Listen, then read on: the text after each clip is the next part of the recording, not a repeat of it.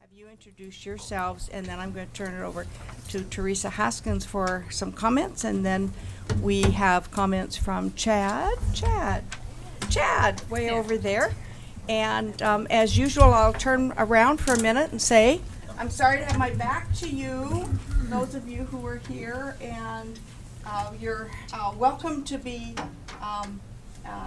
to listen. In our work sessions, we don't invite community input during the sessions, but now I'll turn my back again on you, and we'll get started. Feel free All right. to email us anytime. Yes, certainly. Okay, counselors, why don't we start with Steve McCoy, who's up on the end. Hi, Steve McCoy, and I'm counselor from Ward 4, which is far south Salem. I'm Tom Anderson, counselor for Ward 2, which is Bushes Park going south and east to the airport and the freeway. Daniel Benjamin, Ward 6. Warren Bedars, Ward 7. Chuck Bennett, Ward 1, which is central, east, and west Salem. Diana Dickey, Ward 5, which is north Salem up to Kaiser. Brad Nanke, Ward 3, which is every place that's not there and not in West Salem, which is Ward 8, who's not here this evening. That's right. All right. And also at the table is our... I'm Casey Duncan, Deputy City Manager. Chad Freeman from SEDCOR. Linda Norris, City Manager, and I wanted everyone to know that the meeting tonight is being televised. That's right. Thanks to CCTV for televising. I know. We all needed to be in makeup first, but anyway, we weren't. And so we appreciate all of you being here. And there is going to be dinner in about 10 minutes. They'll bring that in. Teresa? Okay, well, I'm Teresa Haskins. I'm the current chair for our SEDCOR board.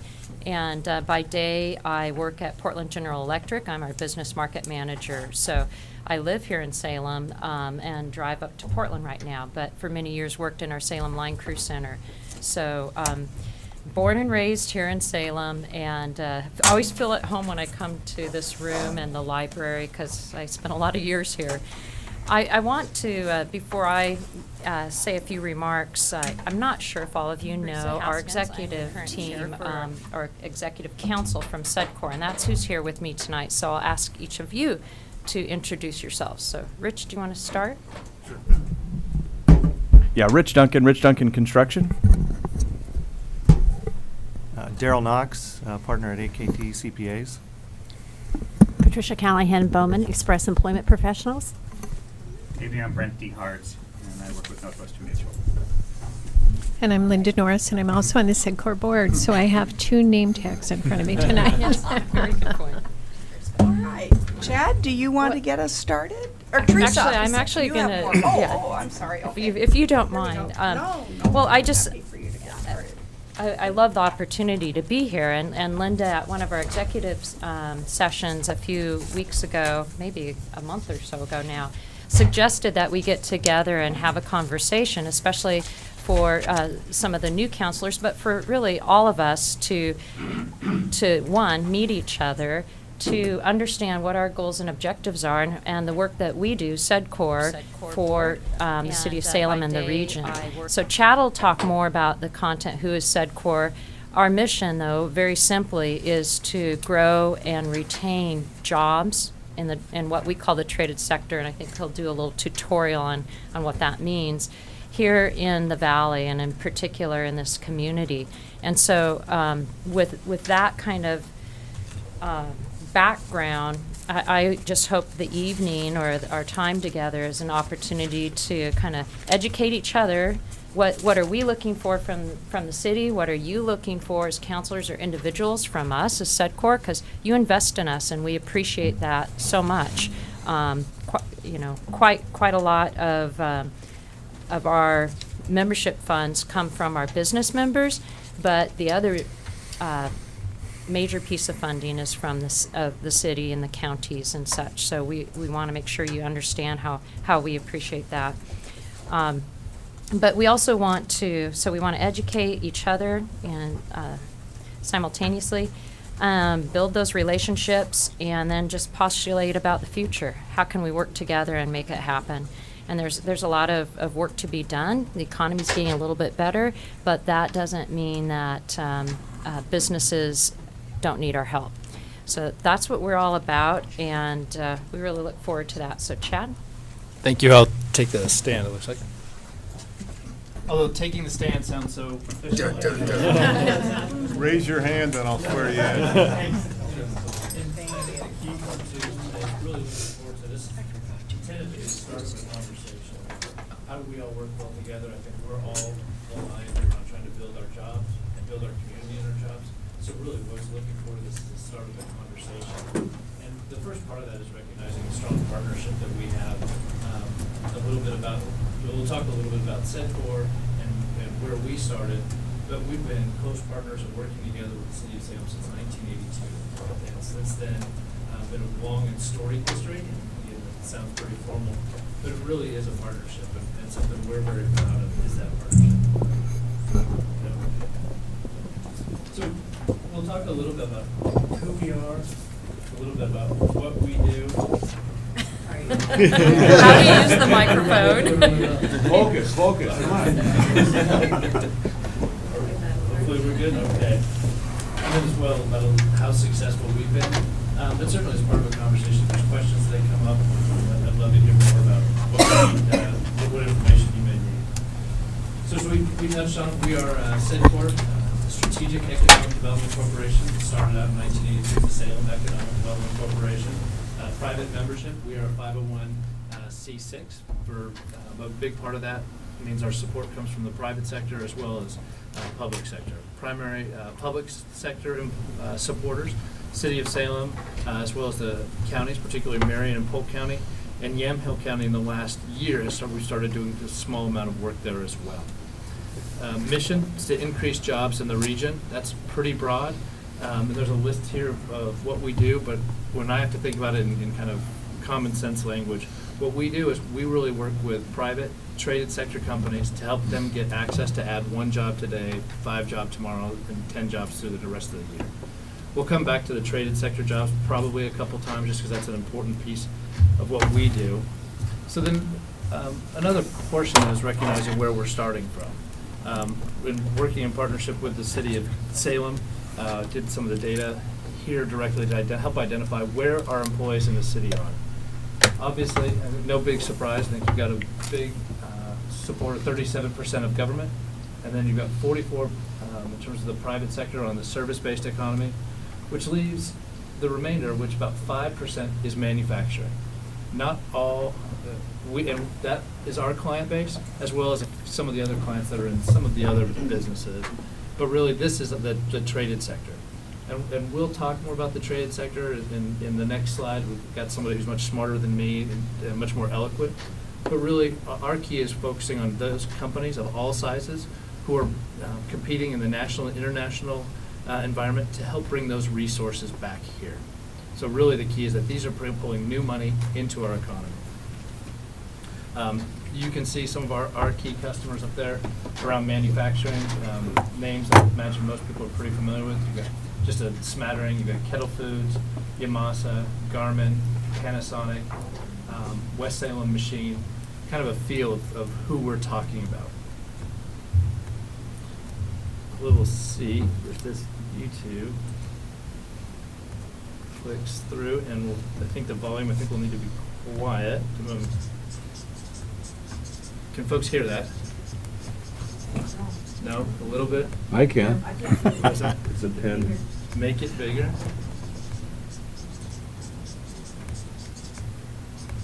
You really cannot create an economy, you really cannot have an economic strategy if you don't really understand the importance of primary jobs and how primary jobs are really the sole provider of economic development. Primary jobs are those jobs, and they can be either a product or a service, but they are a product or a service that has value added to them.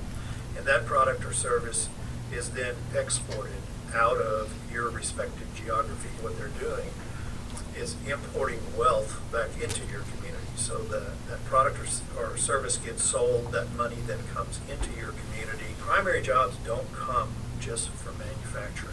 Primary jobs come from any kind of a value-added service or product that gets exported. Now, the counterpart of that are the secondary jobs. And the secondary jobs are those jobs that serve that existing economy that you have created. The difference between the two primarily focuses on one being a wealth creator and the other being a wealth circulator. That tends to make people think, well, that secondary jobs are not important, but they are. Because a business or an individual is a consumer, and they need suppliers to their business, they need services, individuals need groceries, they need retail products, they buy automobiles. If you create primary jobs, you create an economic market. When you do that, secondary jobs automatically occur. There are always businesses out there who will come serve a market that developed. If you focus on the creation of secondary jobs, that will never lead to the creation of a primary job. So primary jobs are very critical to begin the economic development process. Without it, it does not happen. If an economy does not have traded sector employers, then you have an economy that eventually is just going to die and go away. The way to really graphically think about this is think about your economy as a bucket of water. And your objective in economic development is to continually pour more water into that bucket and grow that economy. But every economy, unlike every bucket, has holes in it, and there is leakage occurring in every economy. So keep in mind, as you're pouring water into this bucket by creating more primary jobs, you're also experiencing leakage, meaning there are companies, there are individuals in your economy who can't get everything they need in your economy, so they have to go outside of your economy and make purchases. If you're not putting more water into the bucket, eventually it will all drain out. And so if you don't focus on these primary jobs, then your economy will get stale. And if there are no traded sector jobs in your community, then eventually the bucket dries out. In the economic development world, and you can take the U.S. as an example, there are about 2,500 to 3,000 primary job location announcements that occur annually. There's about 25 to 30,000 economic development organizations trying to get those jobs. So the annual ratio there is 1 in 10, meaning you have a 1 in 10 chance of some kind of positive primary job activity to occur in your particular region. If you choose to play those odds and you choose that you're not going to have an active economic development effort, those are horrible odds. The communities who go down that road tend to be the ones who struggle consistently economically. They're not growing. They have tax problems. They have revenue issues. They have declining quality of services in their community, and generally a deterioration of the quality of life. So hopefully that puts why we focus on the traded sector. And I should also say, just in terms of backup, that was done by an organization called EDCO, Economic Development for Central Oregon, a close colleague of ours, somebody we worked a lot with, and really indicative of, we chose to show that because we're always looking for ways to leverage our resources, but it still tells the story of why traded sector. And so then who is our traded sector? When we look at it and statistically, the top three, pretty clear. I think we look at advanced manufacturing, value-added agriculture. I think that's about 55% of our manufacturing base is these value-added agriculture, wood products, transportation, distribution. Also, not only is that economic development driver from a traded sector, but also a as a infrastructure, because this gives us the ability as we build that out to help take stuff to the global market. I think we've seen the impact of the Port of Portland recently, and just how important getting those goods and services out are. Technology and aerospace, two places that we're both have some strength, but also looking at increasing strengths because of who our talent base is, as well as some of the opportunities in those industries. So if that's who we're focused on, how do we try to help them? We are going through and just the process of finalizing our strategic plan, which is very similar to the one that we've been operating over the last 2 years. There's a copy of the draft in your SEDCOR packets. These key bullet points, though, really tell who we are and what we do. Number one, to retain and grow the traded sector. Help those traded sector employers that are here in our community. Anytime I have conversations or folks ask me about economic development, they're always interested with the recruiting piece and assume that that's where we spend most of our time. We spend 85% of our time on our local employers. And I think the reason behind that will become even more clear. And you can see in this picture, we've got Mayor Peterson and Tim McCabe, and then Peter Truitt, who started a new startup about 18 months ago now. Very innovative product in food processing. He came up with a shelf-stable, single-serving size of hummus, which is something that's really kind of a market you wouldn't normally assume. But some of the markets it opened up for him were pretty amazing. And now having a two-year-old having a shelf-stable packet that I could take with us anywhere we go. It's so brilliant. Why was this not out there before? But a great market, and his business is going really, really well. Again, a spin out of an existing company. Recruitment of the traded sector. While we focus on retaining, we think that recruitment's still an important piece. These are looking at new investments into our region. Tell the region's success story in terms of marketing. Just supports the first two, and then growing the business network, making connections within those supply chains as well. So that's a broad overview of what we're trying to do. Then the results. 2013, 2015, for the last 2 years, we've worked on projects in our region that resulted in over $104 million in capital investment. A lot of those here in this region, I think in Salem in particular, just the numbers, some of the ones we've talked about, NORPAC and Henningsen, significant. They're roughly $30 million. Garmin did about $15 million expansion, which just recently opened. Great building. And then FedEx did an expansion as well on their property in Mill Creek. So you can see kind of a form and flavor in terms of what some of those investments have been. And the results of those have been 1,372 new and retained jobs. Again, going back to the traded sector, we see not only that those jobs are important, but recognize that those are new goods and services being bought, new supply chains, and really a great opportunity for our community. And the great thing about adding jobs is they're here next year as well, and the year after, and the year after. Talked a little bit about Garmin, just a couple projects we've been involved with lately. This was a great project. Garmin was looking at expanding. For those, I think everybody probably knows, but they have a great campus out on the airport here in Salem, which is another great resource. And we're looking for ways to expand. They knew that they could expand anywhere, particularly in the U.S. on this one. They came to us to help us convince corporate to have this happen here. Worked together, built a great project, 15 million, at least 70 new jobs, and then kept and strengthened their position here. And they actually, as of last week, I think 535 jobs out on the Garmin campus out there. PES Systems, you've got Kelly Yunker, just another example, a small local company was looking at an expansion, came to us and had worked with them for about the last year and a half about how to use their space, how to use it more effectively, put them in touch with partners such as OMEP, Oregon Manufacturing Extension Partnership, who helped their company work more effectively, efficiently, and from that are still looking and are formalizing a new expansion in the next month as well. We're building that direction now. So recognizing, throwing kind of a lot of information about who we are and what we do and some of the stories. Be interested in any questions or thoughts or next step and how we may continue to work together.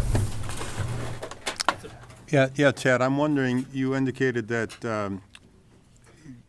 there's been 1,300 some odd new and retained jobs. Do you have a breakdown of how many were new and how many were retained? We do. And do you know that? Off the top of my head, Yeah. Just give me a rough. I mean, 50-50? No, the strong majority of retained jobs. Okay, Yeah, okay. Strong majority retained jobs. Okay. I'd say like 70. maybe. 70-30. Are retained. Yeah. Okay. And so when you say retained, Chad, do you mean if the company had 100 jobs there already, and they expanded to 140, you count the 100 that were there that stayed? Or how does that work? Typically, we look much more in terms of, that would be a great way to count. But we try to were those jobs at risk, or are they much, is their position strengthened because of the new investment? If we knew that there was no chance that those were gonna go away, we wouldn't, that would start to feel a little bit. Thank you.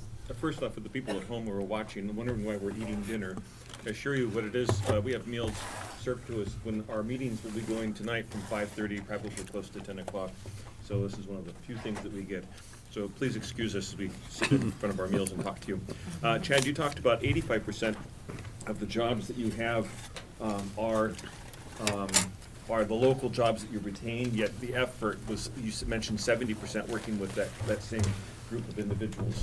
I just wondered if you could talk a little bit about the difference. My concern is just that we don't spend enough time on the local jobs versus trying to bring other jobs in from outside and chasing lost leaders basically along the way. And I heard it disconnected, so wanted to make sure, let me see if I can, always dangerous to go back from the PowerPoint. Here, so maybe a really quick, our focus, and maybe to be even more clear, 85% of our time is spent working with local companies, helping them grow. Period. I mean, and that's where we have, and that's where we've seen the most growth. And when you look here, our results, of that $104 million in capital investment, only $25 million really came from an outside company coming in.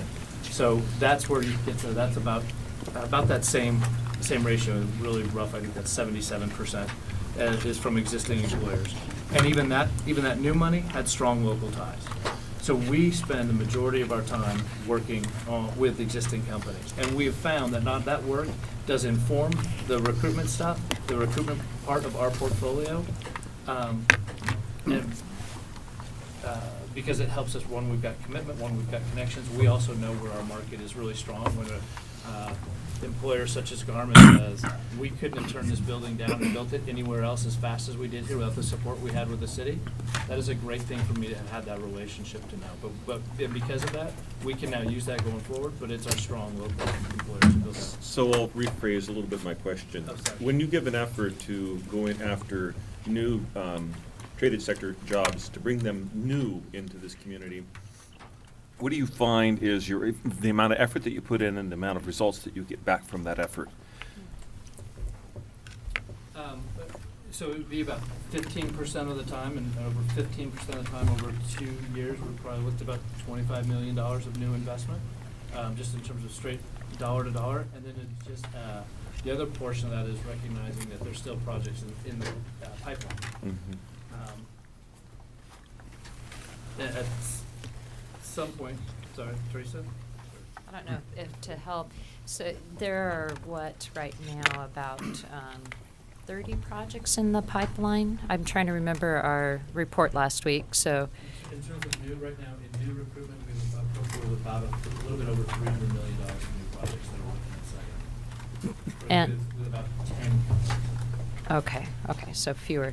But I think what I really like about SEDCOR and why I invest my time and energy in it is that we really focus, and we have for many years, but increasingly so, on creating that whole supply chain. And so building from our strengths and our core in the valley, which is agriculture and metals manufacturing. And when those two come together, you have projects like GK Machine up in Donald, and you have the work going on with West Salem equipment and the things that Truett does. There's a lot of our economy that feeds itself. And so SEDCOR tries to build and target in and focus on that supply chain. So whether that's an existing company that's expanding or trying to figure out how to expand and connecting them with the right resources, or whether that's recruitment we kind of know where our sweet spots are. We have to know ourselves as a region to know how, if we're attractive. So we don't chase after some industries that other communities or other states or counties might, and I'd say we do a pretty good job and focus. Yeah, I think if you look at the portfolio of companies we're looking at that are working together with the site here, they also have they support the local economy as well as building it. There's some strong interconnectedness, and I think that you really do see that interplay. Yeah. Thank you. Mr. Anderson? Thank you. I'd like to expand on Councilor Bednarz's comments. I agree with him that it's the local jobs that are already here that are most important and build, and it seems to me you should be congratulated for doing that. Just looking at the odds there, it's 1 in 10 that you might even have somebody look at you, but I'm sure the odds are a lot higher if you're working with the existing company that is already here that wants to grow jobs. So I really appreciate the focus on the jobs that are already here, as opposed to running around the country after jobs that may or may not ever come here. And if they do, a lot of the money and investment is going to go out of the county as opposed to stay here. So thanks for doing that. Yes. Chad, maybe you can add one of the things that SEDCOR spends a lot of time on is assisting employers in developing their workforce and just the general local economy in that respect as well, supporting some of the workforce development initiatives that we have. So maybe you could talk about that a little bit. Great, absolutely, and I think that really came out of some of the conversations we had. I mean, we speak with manufacturers and trade sector companies every day, and that doesn't really happen. But because this is our book of business, and one of the key trends that we've noticed over the last 2 years, even 18 months, as the economy, as the unemployment has dropped. I believe it was over 10% in 2011, and is now down to just about 6%. We're starting to run into some labor shortages, and part of that is manifested around the ongoing question of I need to expand, but I can't find somebody who can show up on time, has some of the skills I need, and how do we work with that? And so we have both worked directly with companies using the IMOM program to help the companies understand what skills and abilities they're really hiring for, help them make both their hiring and searches more effective, help to put them in contact in many cases with potential employees, worked with job growers and now Insight, to help us cite some additional folks to put them in touch with the talent they need. The other portion is some of the long range. How do we help high schools connect and understand what industry needs? How do we help them understand that an industry job right now is a good job? I mean, you look at some of the wages that are being paid, and they're quite good. How do we help kids build an understanding as well as some of the skills that are needed? So we've been making some connections both between Salem Kaiser School District and local manufacturers, as well as through other school districts in our region, and in some cases actually doing some of the work as well with these kids to help them understand what a job is and what an opportunity that can be. Thank you. Chad, could you talk a little bit about sort of the SEDCOR infrastructure? How many folks work for you, and compared with other similar organizations, kind of what's that look like? Sounds like a Great question. Good question. SEDCOR currently has 5 employees. We have a budget of about $750,000 to cover the 3-county region. The other, there's 4 large regional nonprofits in the state. We've got Greater Portland Inc. in Portland, which is about twice our size, I think, last budget number. So Ready down in Southern Oregon, which has 3 employees, I believe, and then EDCO in Oregon, which again is a little bit. Excuse me? Central Oregon? Yeah. In Central Oregon. Yeah. Yeah. So what did I say? Oregon. Oregon. Oh, sorry, Central Oregon. going too fast. Which has a budget of a little, I think about 1.2 and about, I believe they're up to 10 employees. in Central Oregon, working there. So that's really and I know there's actually a group that's getting, the Lane Metro Partnership is getting restarted and looking to start in the Eugene area as well. What is, pardon me, what is Salem's contribution then to your budget? Salem's contribution is, right now, the contract is about $182,000, which I think is about roughly 30%, somewhere in there. Okay. With Marion County being another strong partner at a similar kind of level, and then the private sector support being about the rest. And I think that's one thing. When I came here, I'm not sure I fully understood or recognized the importance, but since 1982, the private buy-in and the support and the leverage that we get from that has really been amazing. When I look at some of those other models and some of the other communities and the number of, if they have members, what that looks like, I'm blown away by how much and how strong the private business supports our region and supports this growth. Because it is something that doesn't have, if you're buying into economic development, it's not always something as a business you're going to see a firm return on investment in 30 days, 60 days, 90 days. But it is buying into that belief. How do I have jobs so that my kids can have a job here next year, in 5 years? And that's a tougher thing for business, but our buy-in to this, I think, has been really strong. How do we compare with other metropolitan areas our size? I mean, I guess you have to look at the 3 counties, but are we aggressive in terms of our involvement and the kind of investment we're making in economic development? I think the returns have been really aggressive. I think when you look at Oregon, these numbers may be a little dated, but a year or two, I know that we had permits in terms of and some of those fees that were filed, we were number 2 in the state. Some of the big projects that have been successful here have been very impressive in terms of total investment. And I think that comes from the strong partnership that's been made here. I think the other part that I've grown and been really looking at, particularly across Oregon, is some of the investment that's been made, not only in the SIDCOR, but in the infrastructure. And part of that, one of the questions I get turned around Mill Creek Corporate Center.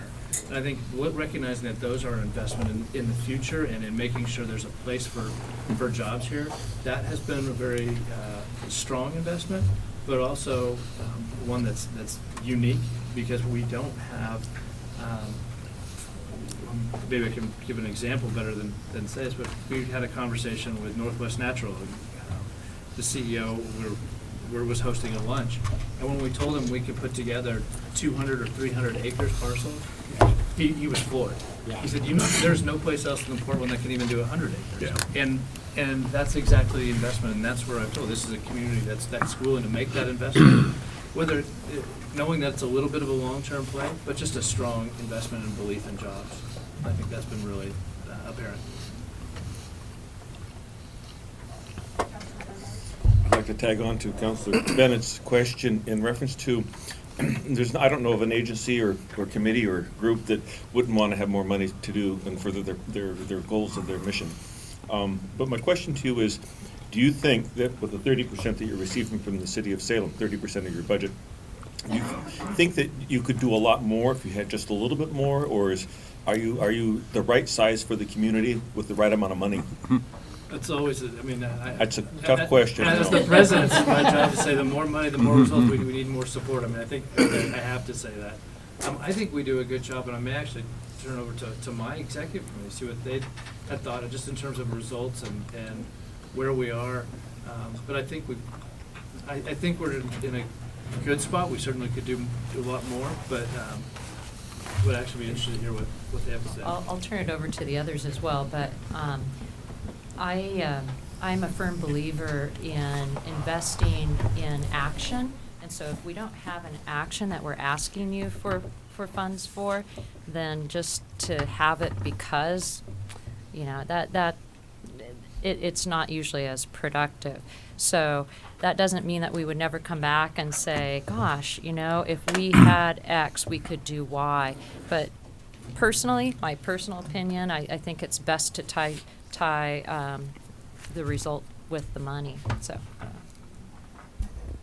I agree with that, and I also think this organization has done a wonderful job in using other resources and partnering with other resources, and also with a very small group of people working. The amount of work that they get done and the results that SEDCOR produces are just amazing. But I agree that if there was something that we really wanted to go do and it was specific, I don't know, I would certainly, in my opinion, entertain asking for more.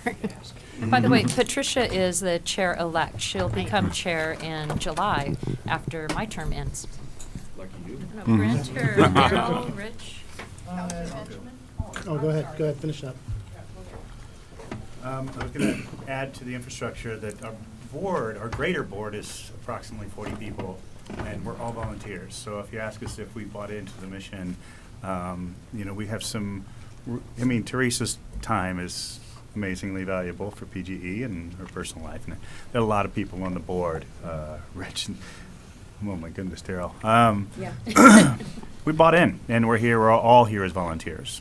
So we get the same salary you do as counselors.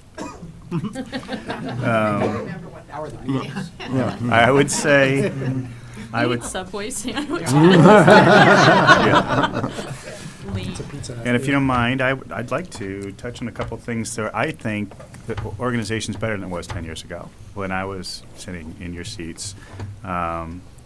With the recession came the Construction Alliance, where local people bound together and said, let's stop always fighting for jobs and see how we can help each other get jobs.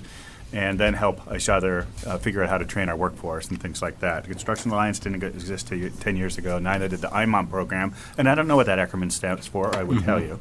But it has to do with training trainers.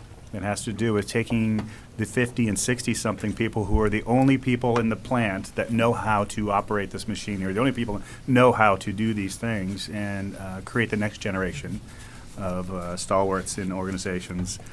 Focus on the ag industries, assisting people with lean manufacturing, economic development zones, those kinds of things, which we have been doing for a long time. The workforce training, I think, has been understated historically. We've had such a nice partnership with Shemeketa when we need them. They come to the table, and that helps Chad with his mission when he can bring the educators saying, what kind of workforce do you need? And we can make that happen. So to be able to leverage that partnership and that synergy is also helps us get the most bang for your buck. Rich or Daryl? I think that our stumbling blocks as an organization are bigger. I think, sorry. I think what some of the challenges that Chad and the staff are going to face are bigger. They're going to be tax. They're going to be, state issues that we're competing against other states and other funding sources. And so, we can offer the best package that we can offer, and I think we do an excellent job of that. And, I think certainly with Garmin, we were down to 2 spots, and that was a fight for that. And I think because we were Oregon and who we were, and because of SEDCOR, it came through. But I don't know if there's much more we could do to win those jobs in our abilities. I don't think more money is that. I think it's more, Oregon policy. I would add that I do think that, while I agree with them in terms of, you want to make sure that your dollars are best spent on specific activities. I think the one area that I could see where dollars and additional staffing would help is serving existing employers when it comes to workforce development. I think, Nick in particular spent so much time on that. And, if we could multiply those efforts, I think you could see some real benefits in that way too. I look at how connected he is and how many different projects that he has going on, and I think there could be ability to increase that level of service to the 3 counties. I think Councilor Benjamin had a question. Top 3 stumbling blocks or barricades for getting traded sector jobs to the super shovel-ready sites that we have now? And what are 3 things that the city of Salem can maybe do better to help that along? It's a long list. Just three. Just three. There's two of them. Six. So particularly, you know, the shovel-ready sites, and I have my answer all queued up. The number one thing around traded sectors that we run into is inventory for buildings.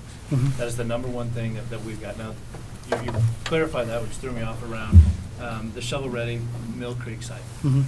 The number one thing we're working with there is the market. We've obviously, since 2008, the market's slowly been increasing, but it's also been working through that existing inventory Mhm. of buildings. We're coming to the end of that inventory of buildings, so we're starting to see more interest. The market's kind of numbers 1 through 3 Right. in terms of the importance there. Turn. Just move it like there, and I won't hit it again. It's there. It's well priced. It's ready to go. We know that it's shovel ready within 45 days. Mhm. It continues to come back to the marketplace in terms of what I see. The other issue, though, that's a longer term issue, not directly supported, that does go back to the workforce in Mhm. terms of who is going to be here to fill those employees and for those employers' needs. And we. Okay.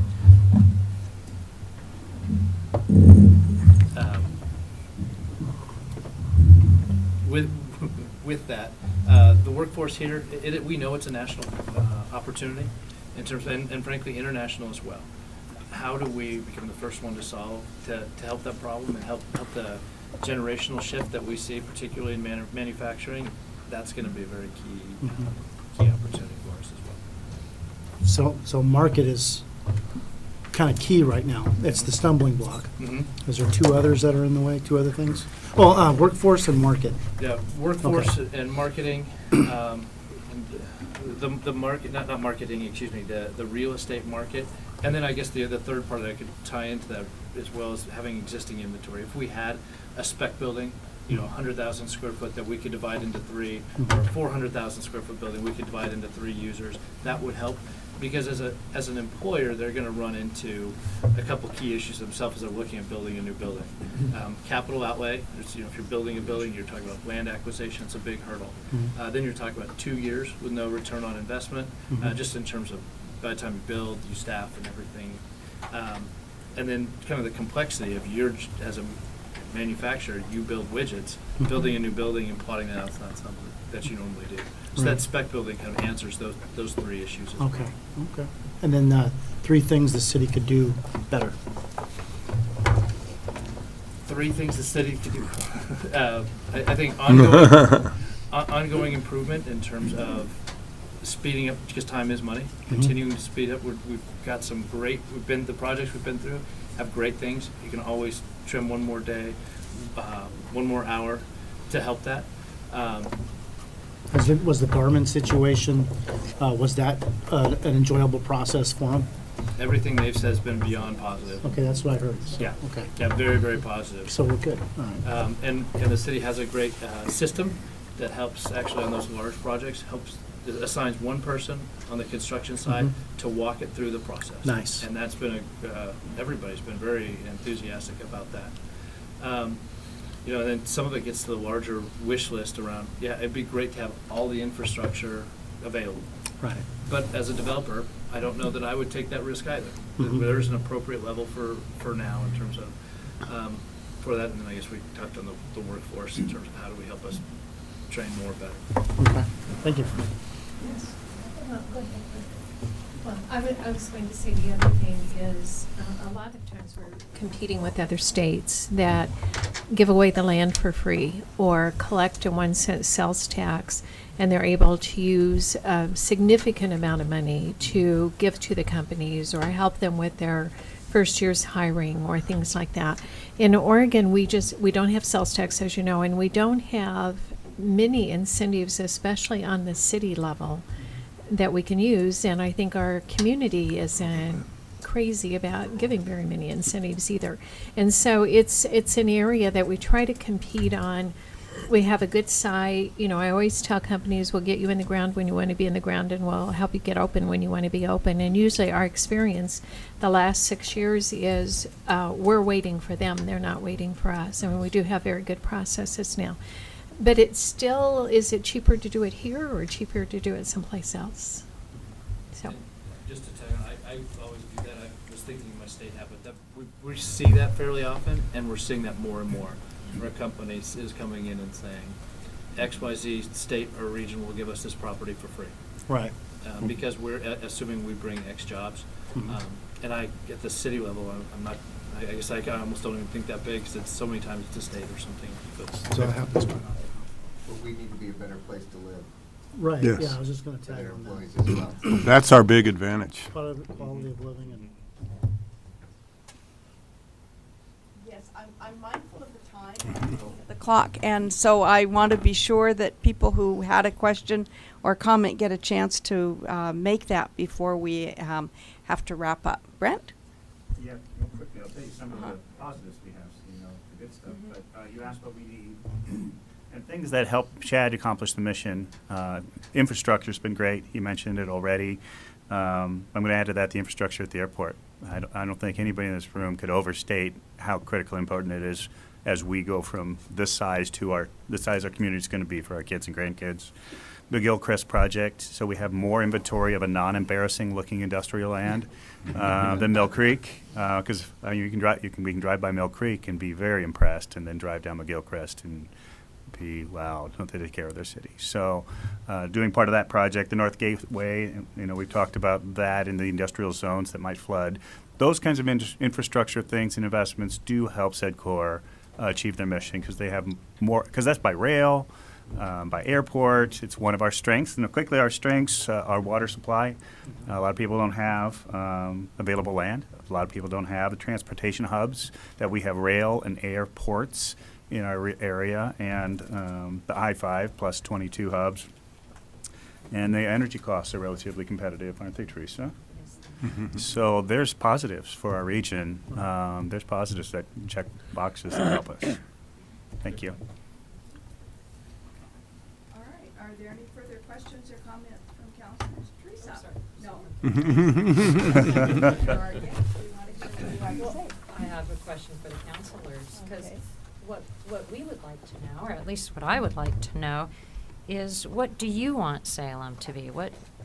If you were engaging and working with SEDCOR, what would you want us to do? I mean, part of tonight was to kind of get to know you all, have you feel more comfortable that you can have that kind of conversation with us. You run into me at the grocery store and you say, hey, Teresa, what about X? I have a question. And whether I can answer it or I turn it over to Chad, we want you to feel comfortable. But I'm just curious, what do you want? Well, I'll take the lead and tell you what I think I want. Well, I know what I want for our city and for SEDCOR. I want us to have a stronger definition from the rest of the cities and the counties and the regions in Oregon and Southwest Washington that are out there competing against us. I feel like the kind of getting rolled along and we're carrying along on the shirt tails of the metropolitan area, on the shirt tails of Business Oregon. I don't think that that's going to continue working for us. It hasn't worked for us. And what I'd like to see SEDCOR do is come up with a plan that differentiates SEDCOR from Business Oregon, differentiates SEDCOR from the Portland Development Commission, so that when people hear about Salem and they hear about our land and our job potential, that it clicks for them and they want to get here and they want to see us and they want to meet us and they want to see our properties. I just think we need a bigger separation. I've done the trade missions, Chad, 2 or 3 times to Japan. And I've, spent a lot of time now in 4 years kind of drinking the Kool-Aid. And I want to tell you that I think it's time. We're so poised. You saw how we came out on that large lot survey. It was fabulous. We have tremendous potential here. And what I would like to see from SEDCOR, and I'll certainly redouble my efforts to this, is make us stand up and shine. Help us be different from all the rest. You asked. Thank you. I love it. Thank you. So, there you are. Others? Counselor Benjamin. Well, yeah, Brent brought it up, our strengths. Obviously, you guys are going out and meeting with industry leaders and whatnot, and businesses and stuff like that, and bringing our strengths to the front. So where these other municipalities have that, oh, here's some free land, or no taxes for 10 years, whatever that looks like, you can come in and say, well, our energy costs are lower. Your particular industry requires clean water. We got the best in the nation, and all those other strengths. And it's like that's going to actually make you money down the road. And so I appreciate bringing that up. Obviously, you guys are playing on that. Obviously, more jobs, maybe traded sector, but I like how massaging the industries that we have now and helping them, because you got to ask them, what would make your business more efficient? Well, if we had a foundry here, then we wouldn't have to import from Idaho. And I'm sure that's what you're doing. And so you're connecting the dots, and then you're out looking for foundries. Hey, would you like to relocate here? So I like that. Thank you. You didn't get a chance to talk about the grant and the cooperative alliance with COG and with the others. Did you want to have a couple minutes to do that? Okay. Great segue. Thank you, Mayor. We pulled a federal grant in October of 13 to really help us look at and do a supply chain analysis. And we've just finished that we did in partnership with Mid-Willamette Valley Council of Governments, ourselves, Oregon Manufacturing Extension Partnership, as well as Insight. That was a $2 million grant, of which the economic development portion was the minority interest, but they also pulled some more money in to help workforce, to help people fill those as they're skilling up, to help them pull some support in there, as well as Oregon Manufacturing Extension Partnership, which was support to help local companies be more efficient. But we really, at economic development level, have been looking at what the supply chain is, what some of the opportunities are, and we're happy to share that with this group as well, or certainly give you a link. I got to warn you, it's 70 or 80 some pages, so it'd be good to put it by your bedside. And then for the next 3 years, we've got some additional funding to help support a staff person who's building those relationships with companies across the region as well. Nice. So it's been a great opportunity for us. So one of the things it said was we need glass, to your point, that a lot of our industry in this region, especially around agriculture, wine, cider making, et cetera, we have to import glass, maybe from outside the area, definitely maybe outside the country, and it's expensive and difficult. So if you know of any glass companies. Okay. Okay, we are going to have to wrap. Thank you so much, and thank you to the executive committee for coming. We really appreciate this. Okay, we're adjourned. We are adjourned.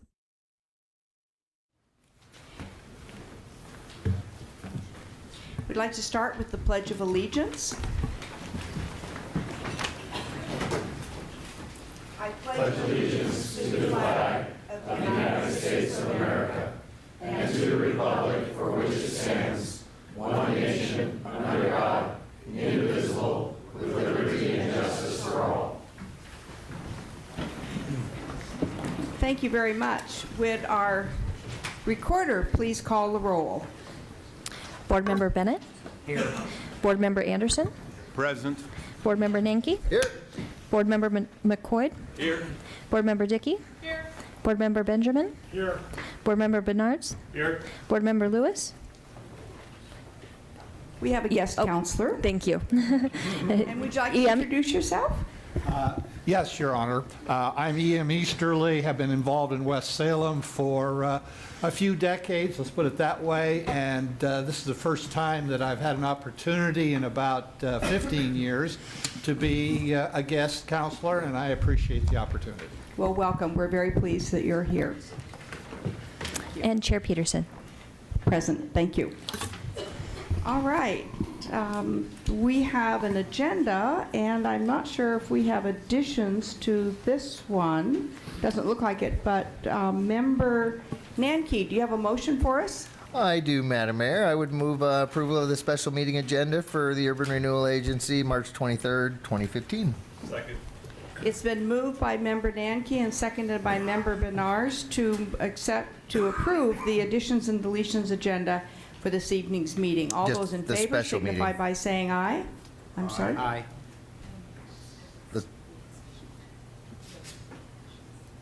Oh, there were no additions to this.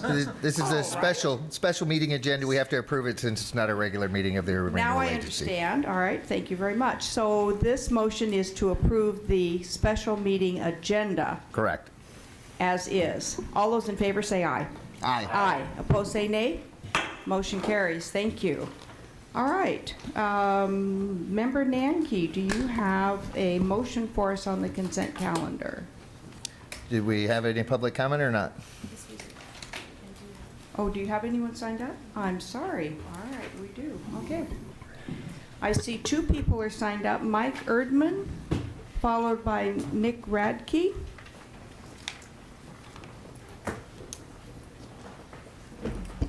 Good evening, Chair Peterson and board members. Mike Erdman with the Home Builders Association of Marion and Polk Counties, 385 Taylor Street Northeast in Salem. And here to urge you to support the staff recommendation in 4.3A, which is the partial reconveyance of the Gilgamesh Brewing loan collateral on their property on Madrona Avenue Southeast. We, the Home Builders Association, are the prospective buyer of that piece of property, and that prompts the request from Gilgamesh for you to partially reconvey that collateral. This is a win-win for the city, for Gilgamesh, and for our organization. If you move forward with releasing that collateral on that piece of their property, Gilgamesh is able to partition it and then sell it to us, and then we in turn will go and build about $1.5 million building on that parcel, and of course start paying property taxes on a piece of property that otherwise would be much smaller in value. And of course the whole point of urban renewal is to generate that revenue, and so we're excited about being out there. And so, as indicated in the staff report, the partial reconveyance would not negatively impact the security of the position on that loan, and so we would urge your support. Thank you very much. Are there any questions for Mr. Erdman? Thank you. We appreciate you coming. And Nick Radke. After work, they just have to walk next door. Good evening. My name's Nick Radke. Thanks for having me here tonight. Welcome. And you have 3 minutes. When the amber light comes on is the end of 2 minutes. Okay. And then at the end of the 3 minutes, the red light comes on. I'll make it quick. I don't have a lot to talk about tonight. Basically, I'm here to talk about 4.3A.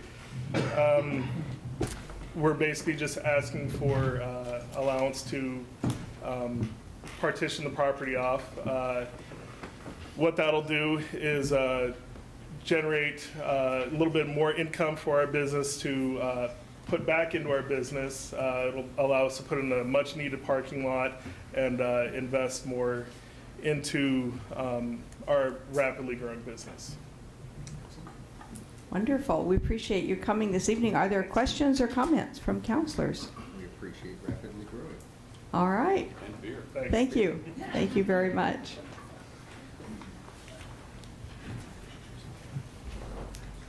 All right, now we will take a motion for the consent calendar. Thank you, Madam Mayor. And the consent calendar consists of one item, which is the item that we just heard about. So with that, I would move that council approve the consent calendar. It's been moved by Member Nanke and seconded by Member Dickey to approve the consent calendar. Is there any discussion? All those in favor of the motion signify by saying aye. Aye. Aye. Opposed say nay. Motion carries. Thank you. All right. You see an information report in the agenda this evening. We have no special orders of business or unfinished business or public hearings or new business. So this meeting is adjourned. Oh, we do have? I'm sorry. We have what? Oh, yeah, we had the information report, but we've talked about that. All right, meeting is adjourned. Thank you.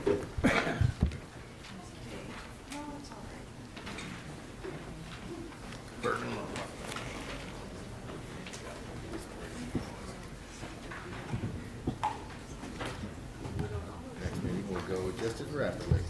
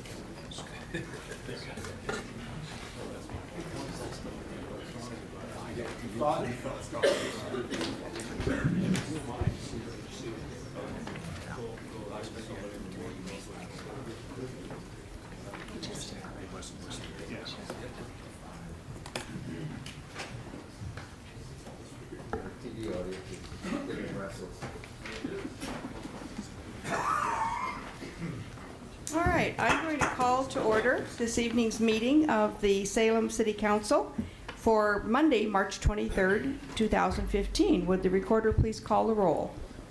Counselor Bennett? Here. Counselor Anderson? Present. Counselor Nanke? Here. Counselor McQuaid? Here. Counselor Dickey? Here. Counselor Benjamin? Here. Counselor Bernards? Here. Guest Counselor E.M. Easterly? Here. Mayor Peterson? Here, thank you. Counselor Nanke, do you have a motion for approval of additions and deletions to the agenda? I do. I would move additions, deletions, and revisions to the agenda. There are two copies of said on the counselor's desk this evening. Second. And I'd like to draw your attention also, there is a list that is an addition for item 3.3F, which is in your binder. So we'll include that under additions to Correct. the agenda. All right. All those in favor of the additions, deletions, revisions to the agenda signify by saying aye. Aye. Aye. Opposed, say nay. Motion carries. Thank you very much. We have a proclamation this evening, and I am not certain who is here to receive the proclamation regarding, there is Senator Winters. Please come up here.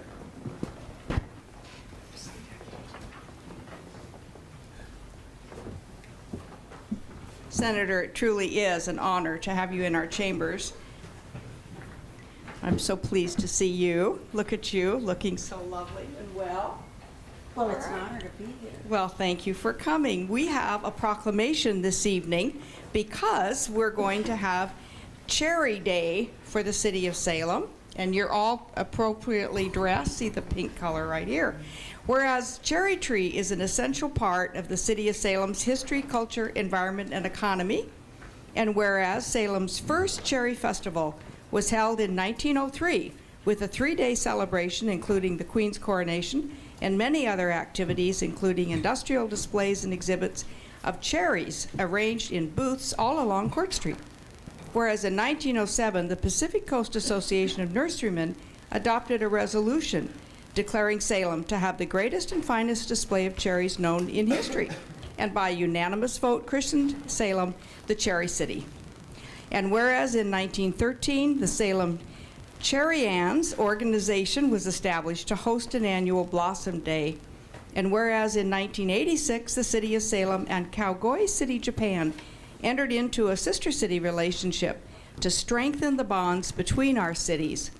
And whereas the average year flowering date for cherry blossoms in Kagoe City is March 25th through April 2nd, and whereas in 1992, more than 150 flowering cherry trees were planted on the Capitol Mall in keeping with Salem's history with cherry trees. Whereas residents and visitors enjoy strolling under the cherry trees in the Capitol Mall, and the significance of the cherry tree in Salem has had a long and fruitful history.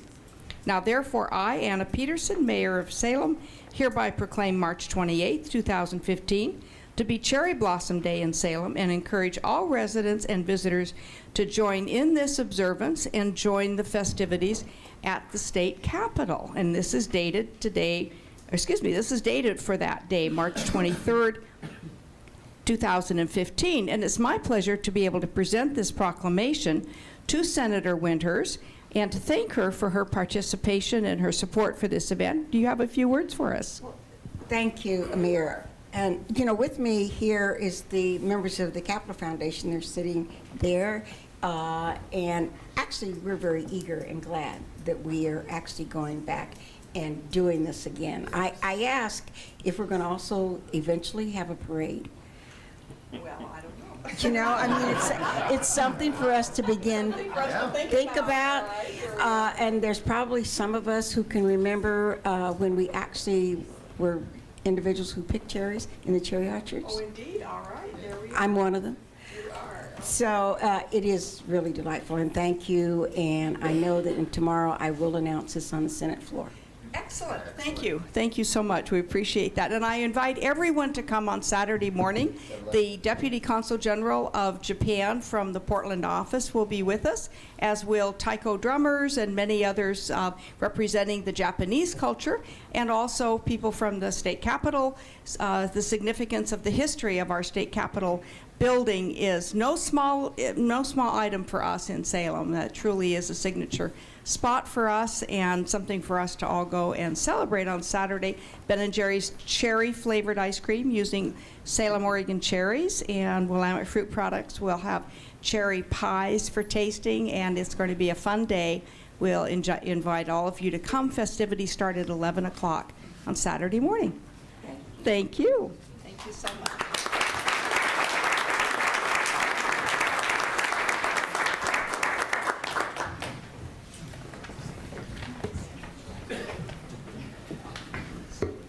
All right, we now have time for public comment. Do we have people signed up for today? Oh, good. Thank you. Mayor?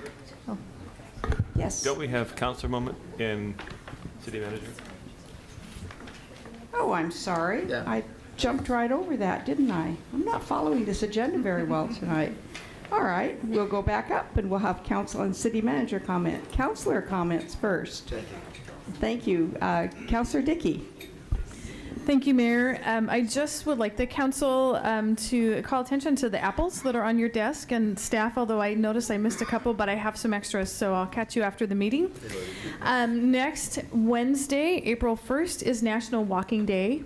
And as you'll know, Just Walk Salem and in Councilor Benars' ward received a volunteer award from the City of Salem earlier this year, and they have just received a grant from Salem Health to expand their program, and so they're hoping to expand it into other areas. My ward is one of those. But I wanted to invite you all and the public as well. Next Wednesday at noon at the Capitol steps, there will be a walk around the Capitol to promote National Walking Day. And then we are going to have one right here at City Hall starting at 5:30 p.m. that evening, going down to Riverfront Park. So I've heard that there's a police facility task force meeting at the same time, but we walk fast, and so we will get you to your meeting on time, or we'll have some slow. I don't know. Councilor Benars is going to be helping out too, so we'll work it out to make sure that you can get wherever you need to go in the evening and still participate in our walk. So it could be just Wonderful. Thank you. Councilor Benars, did you have your hand up? I just wanted to tag on to Councilor Dickey's comment. I've been over for over a year, actually many years I've been walking every morning, but for over a year I've made it a point of meeting at 9 o'clock at the dog park at Minto Brown Island Park. Walk with your counselor Wednesdays at 9 a.m. and it's the time that you can come in and enjoy a stroll. We can walk up to about 2 miles in the dog park, so bring your dog if you have one, and if you don't, we will share ours with you. But it's a time that you can bend my ear, or we don't have to talk about politics at all. We can talk about anything else in the world. So anyway, Wednesdays, 9 o'clock, Just Walk. All right, other counselors? Counselor Anderson. Thank you, Mayor. I took a little break from council duties at the end of last week and over the weekend for my daytime job. And I got back this morning and I was inundated by a number of emails dozens, I would say, from people in my neighborhood in Gaiety Hill Historic District who has some concerns about actions that are taken by the hospital there, and I realize that a lot of those actions are not necessarily, don't rise to the level of a city council intervention or discussion, but in light of all this, in light of what's going on at the hospital or has been going on and the feelings of the neighbors, I think it would be a good idea for me to see if I could convene a meeting between hospital representatives and maybe SCAN and maybe the neighborhood group. So I propose, SCAN and the people who live in the area and the Leslie Street neighbors, they've been called. So just to let the council know that sometime in the future, in the near future, I will see if I can organize such a meeting, and I may ask, if possible, to have someone from the city there, if it's appropriate, the council thinks or the city manager thinks so. This is an issue that it's very concerning to many folks in the neighborhood, and I think the best thing to do about it would be to sit down and talk rather than send emails back and forth and have discussions that may or may not know all the facts. So this is just to inform the council. Thank you. Thank you. Councilor Nanke, did you have your hand up? Yes, thank you, Madam Mayor. Yesterday, I attended the celebration of life for Shirley Calcoven. She passed away a week ago. She was mayor of Nehalem, 87 years old. Nehalem is a couple hundred people. People nationwide knew who Shirley was. And it was a fantastic celebration. We have tall shoes to fill because even at 87, she was wearing 4-inch bike high heels and was always one for fashion. So rest in peace. Thank you very much, Brad, and thank you for representing us at that service for her. I knew Mayor Calcoven only the last 4 years, but she certainly had left an indelible positive mark on the state of Oregon. Well, and she was president of the Oregon Mayors Association as well as president of the League of Oregon Cities, and there's only been 4 individuals to sit in both of those roles through their tenure. So great lady. She was a special breed and a tiger, she-cat. All right, other comments? It is both with sadness and joy that I discuss our city manager, Linda Norris. Certainly sadness because she is leaving, and joy for her because she's going to have an absolutely fabulous rest of her life, I'm sure, in her retirement. But City Manager Linda Norris, you have led our city capably, faithfully, devotedly, and you have left a mark here of stability and ethics that we are very proud to follow. And I want you to know that you will be very, very missed by me personally, by this council.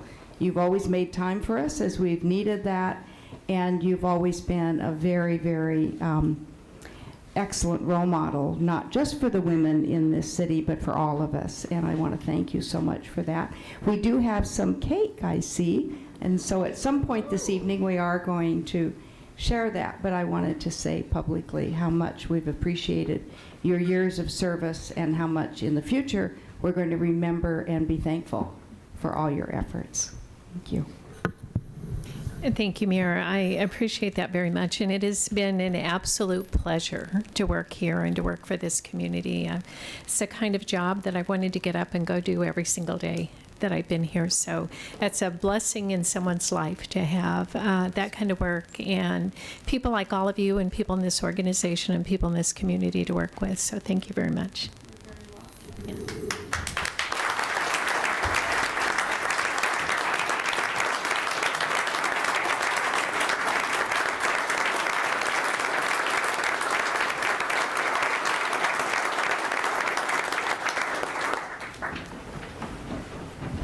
I know our Monday nights are not going to be the same. I'm sure yours aren't going to be the same. She'll be watching every week. She is not going to watch this, I can guarantee. I think I've been going to city council meetings since I was 20 years old, so this is going to be quite a change. Withdrawal will come. Right. Yes. Okay, we are now ready for public comment, and I'm pleased to say there are several people who've signed up. We're going to start with Steve Pfeiffer and then Jerry Basinger, and both microphones are live, so either side of wherever you're sitting is convenient for you. And 3 minutes. At the end of 2 minutes, the amber light comes on, and then at the end of 3 minutes, the red light comes on. Welcome. If you'll just give your name and address. Thank you, Mayor. And my name is Steve Pfeiffer. I'm a land use lawyer with offices in Portland with Perkins Coie. And here tonight on behalf of Goodwill. And we're taking an unusual opportunity, I think, to speak to the council in open business. And we're at this beginning of the meeting instead of the latter part of the meeting, because what we'll speak to goes to agenda item 10.2, as we understand, where there may very well be later in the evening a motion for reconsideration of a street vacation denial which occurred 2 weeks ago on First and Lincoln, and I'm sure you're all more than familiar. And I'll move very quickly so I can move, frankly, to our real point, which is going to be made by Jerry. I've represented Goodwill now for almost 30 years throughout the state in a variety of stores. I've watched them evolve, as many of us have, from, frankly, a smaller retailer to one of the larger retailers in the state. And one of the most important changes they've made in the last 10 years or so, in my experience, is the shift from leased space in many communities to purchased and to redeveloped or developed space in many communities. And as Jerry will show after he follows me, our recent projects have taken on the architecture and I think the ambiance in many communities, from Lincoln City to Portland to many others, of much more of a small retail center. And this facility would be something significantly different than many of us, frankly, have grown up with over the years with Goodwill facilities. And with that, because we didn't really have the opportunity to present what the development vision would be, and which is frankly shame on us, because to come to a council, any council, yours in particular, and ask that you facilitate redevelopment or development through that vacation process without showing you what that vision looks like, again, was a misstep on our part. So we're here tonight to try and rectify that. I'll close now and let Jerry begin, and then he'll be followed by Kathy Hammond with Goodwill to explain a little more of how the facility and site would operate.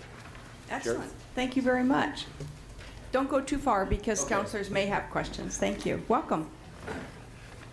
Thank you, Madam Mayor and City Council members. I had to switch sides, discovering I need a mouse. I have a PowerPoint presentation, if you can cue that up. Do you need some help with that? It should be all loaded and ready to go. Okay.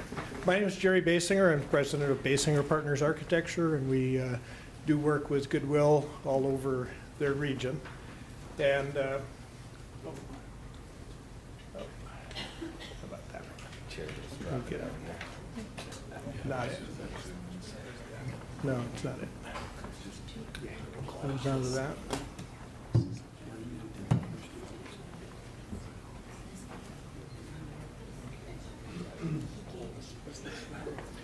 Well, I think what I need to do is to take 5, pull this off of my laptop because I don't see it here. Okay. And maybe ask that Kathy Hannum, Vice President of Goodwill, take this time slot. That's fine. We can do that. That's not it. That's Lake Grove.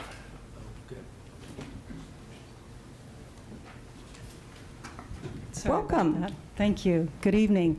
My name is Kathy Hannum, and I am the Director of Operations for Goodwill Industries of the Columbia Willamette. So to follow in the same vein with Jerry and Steve, I've worked for Goodwill for nearly 13 years now. And in that time, I've either opened or relocated 35 stores. I know Goodwill to be a top quality organization, community-centric, focused on helping people with barriers to employment find jobs. Last year in the Salem area, Goodwill's payroll was more than $6.6 million. Our Salem area service programs provided more than 24,000 services and helped more than 1,300 people find jobs. If we are allowed the street vacations we're requesting and are able to proceed with this project, we will provide 40 new jobs in the West Salem area and add an additional payroll of approximately $1 million. Other points I would like you to consider include all Goodwill operations are housed in modern, barrier-free facilities characterized by human dignity and efficiency, and we truly are a model of accessibility. In addition, our locations provide opportunities for thrift shopping, repurposing of donated household items, new job opportunities for local citizens, and free job placement office to serve the West Salem community. We are nationally recognized for our commitment to the environment and have won national awards for our efficiency in diverting materials from landfills. As I said before, I've been with Goodwill for nearly 13 years. I know the organization to be, will be a great community partner with West Salem. In fact, last December 15th, we presented our plans to the West Salem Neighborhood Association. The very next day, we received an enthusiastic endorsement of our project. A copy of that association's letter is in your packet tonight. Thank you very much. Thank you. Are there questions from counselors? All right, thank you so much. Thank you. Should we proceed with Mark Shipman or Mr. Basinger? Is everything teed up, do you think? One more minute. All right. I did put in your packets a handout which has all of the slides that I'll show you, and just in case technology fails us again. Okay, that's here. Yes. Okay. Exactly. Got it. So I can Thank speak you. from that if need be. That's,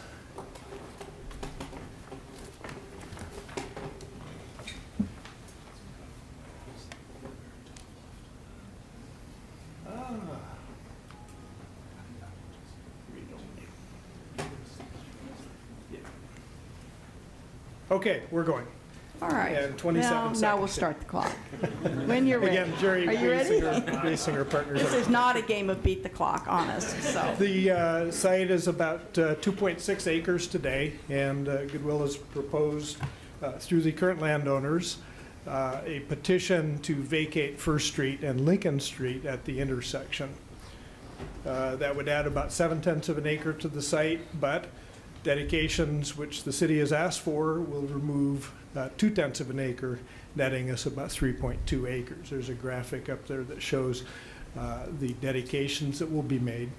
And also, because we have adjacent streets on almost all sides, we'll be improving 2nd Street Northwest, which is the old railroad right-of-way, and Belinda to the west of the site. And engineering has asked us to extend 2nd Street over to Murlark, which would improve transportation through the area, allowing people to avoid the intersection of Edgewater and Wallace. This is the site plan, and I'll just show you graphically what it means for the streets that are being vacated. We have looked at whether it's possible to develop this site without the vacation, and not really. This is a view of the intersection as you come down off the bridge from downtown Salem, approaching the site. And this is Goodwill's vision for what will be there if we can ultimately vacate the street. On the corner along Edgewater, you see some buildings that would include small shops. This is an example of one such building that was built in Portland. This is the back side of the building, and the focus is really on creating great places for people to congregate and enjoy the outside. I went too fast. In behind that, relative to Edgewater, is the Goodwill store, which faces the parking lot. There's a little bit of an issue with filling in the floodplain. It's about 6 feet of fill that needs to be added at Edgewater in order to get the building up out of the floodplain. So we have added windows along the entire exterior facing Edgewater and made a great pedestrian path so we can get up to grade. This is a similar store photograph at night.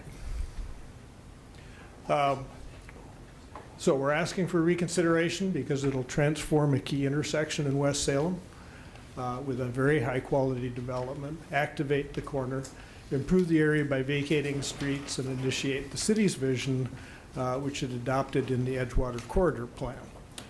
Further, the staff and ODOT have had input into the plan, and the plans do take into consideration the planned new bridge to the north and/or revisions, at least that they can contemplate, to Second and to the intersection of Wallace and Edgewater. Thank you very much. We appreciate your testimony. Are there questions from councilors? Councilor McCoy, followed by Councilor Bednarz. Yeah, thanks for being here. Appreciate it. How many jobs will this bring to West Salem? Approximately 40, if you don't include the impact that Goodwill has on the population it serves. Now, there's 40 actual paying jobs, and they train people to be employable. And in fact, Kathy could quote this better than I can, but I believe 2/3 of Goodwill's employees are clients, people who have barriers to employment. Okay. Yes, go ahead. And the investment is how much? All in, 5 to 6 million, and I'm kind of shooting from the hip because I don't have all of the costs. Okay, thank you. All right, Councilor Bednarz. Quick question. I didn't even know Melinda was a street behind all this. How come you're not asking for a vacating of that street as well? It actually serves a little bit of a purpose in that Goodwill has, let me back up to the site plan. Goodwill has a tenant in that space, or will have a tenant, and it's a CrossFit. And this, Melinda, was a vacated street in that area. The driveway is still there, and we really want to maintain access and also make it so that if somebody misses one of the driveways proposed at Edgewater, they can turn right into the site, go up Melinda, and come back in the backside. The city requires that we improve any frontage adjacent to the site, so we are improving it. And the second question I have, if I may, there has been a considerable push at this point from the West Salem Redevelopment Advisory Board and others to do an undergrounding of Second Street. Are you aware of that and the potential impact on your? The impact would be primarily that from some point along Second Street, we anticipate that if that's approved, that the grade would begin to drop over to Edgewater and we would lose this driveway. And that's fine. The key thing is if we're going to improve Second, we definitely want to be able to maintain access not only for customers, but also our trucks come in that way and exit that way. Thank you. Okay, other questions? Councilor Anderson. I actually had two questions. Thank you, Mayor. But Councilor Bednar's second question was my question about the underpass. I think this is obvious, but the two shops there, and I look at your slide, there's a Panda Express and some other items. So those would be for non-Goodwill Industries associated businesses and shops. That's correct. The intent is to really activate the street frontage and to take advantage of what is really a 100% location. One other point I forgot to make is about midway into your packet at the end of the slides that I showed, there is a letter from the West Salem Neighborhood Association. We presented this to the Neighborhood Association in the middle of December, and they unanimously approved supporting the project. Councilor Bednarz. Thank you, Councilor Anderson. You jiggled my mind a little bit. So one of the issues that we've had in our community, we have 7 urban renewal districts in the city of Salem. We take a lot of our land off the property tax rolls because of nonprofits. Are those two sites, the shops out in front, are those going to be, and associated parking, are those going to be on the tax rolls? I can't answer that. It's a great question. I'm just looking for money from the URA, and that's one of the things that we look at. Part of our proposal is a replat. And so I assume that we can address that at the time of the replat. Okay. Thank you. Our attorney says the answer is yes. All right. I thought so, but anyway. All right. Further questions? All right. Thank you very much. Appreciate your testimony and the slides and the handouts. And I believe Mark Shipman is next, followed by Lynn Richardson. Good evening. Welcome. Good evening. Thank you very much, Madam Mayor, and for the council. Thanks so much for putting this on as an additional agenda item. My name is Mark Shipman, land use attorney with Sawfield Griggs, 250 Church Street, Southeast, Suite 200, Salem, Oregon 97301. I'm here this evening on behalf of the property owner, Cascade Commercial Development, that owns the subject property that Goodwill is interested in buying. And I'm here this evening to request that you move to approve agenda item 10.2 in order to reconsider the right-of-way vacation petition, First Street Northwest and Van Street Northwest. I've reviewed the tape of the discussion from the March 9th City Council meeting and didn't see where there was a substantive reason that Council gave why the request didn't meet the criteria found in SRC 255-065B.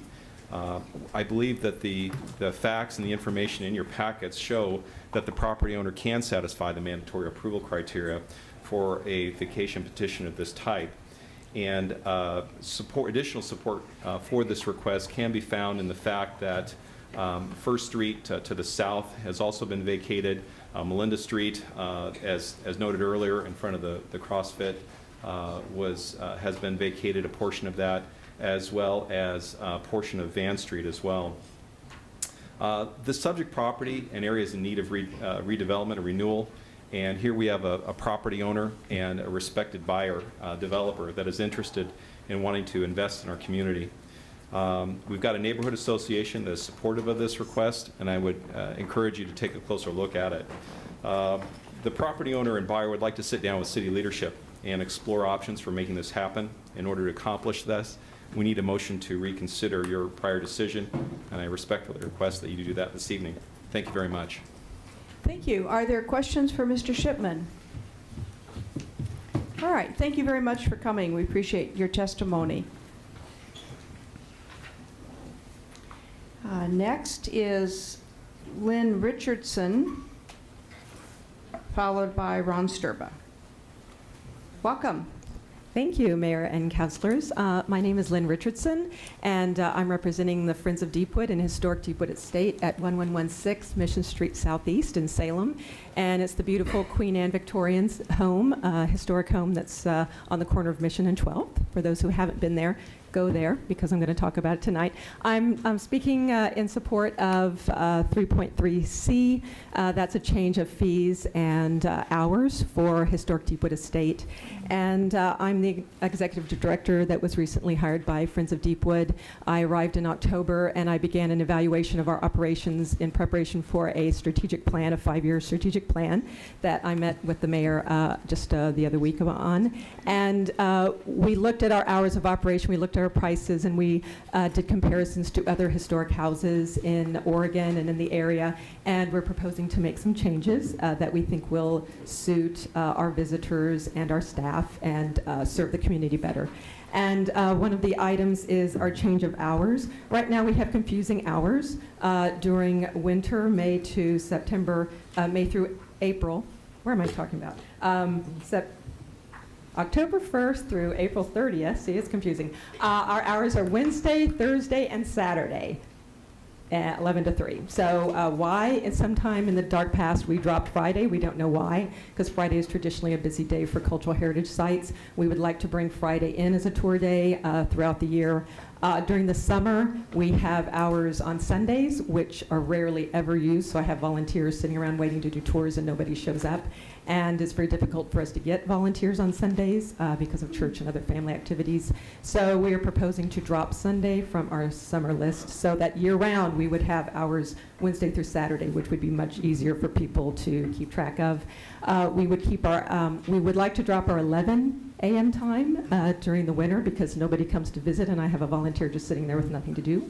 And we would like to, I'm got to go. No, you have time. You have time. I'm good. And so we would like to change those hours to make it, so we would be Wednesday through Saturday year-round, 9 to noon during the summer and noon to 3 on during the winter. And just to make a note, we have hours every hour. So when we say we're open till noon, the last tour starts at noon, so we're actually in the house and open till about 1. And then we would like to increase our prices to be more reflective of other historic houses. We did a cost analysis, and it was about $6 averaging historic house tours. I talked to Ross Sutherland, director of Bush House, and we would like to align with their fee structures. So the $6 from going from 4 to 6 is matching Bush House prices and fee structure. Since they're another historic house that's also city-run, it made sense for us to just align. So our fee structure that we're proposing is that same thing. The Bush House got approved by you in 2012. So those are the 2 items on our agenda. All right, are there questions? I see Councillor Benars followed by Councillor McCoy. Thank you. Thank you. Madam Mayor, quick question. Have you ever had a 2-for-1? Working with yes. Bush House? I didn't see one in the report. Oh, no, not with Bush House. We are part of the, what is it, the Advantage ticket. There's a ticket they can get in Willamette and Bush and our house. And so there is a package price for some of the different heritage sites. Okay, and that price won't change? No, that will not change. We'll still be involved in that. Okay, thank you. Councillor McCoy. Thank you. Thanks for coming to Salem and help us with the Deepwood Mansion. I'm very excited to be here. Welcome. The funds that are raised for the tickets, are they just used for maintenance of Deepwood Mansion? What are they used for? Well, right now, we made last year about $4,600 on our tours. That doesn't quite cover what it costs to keep our collections up.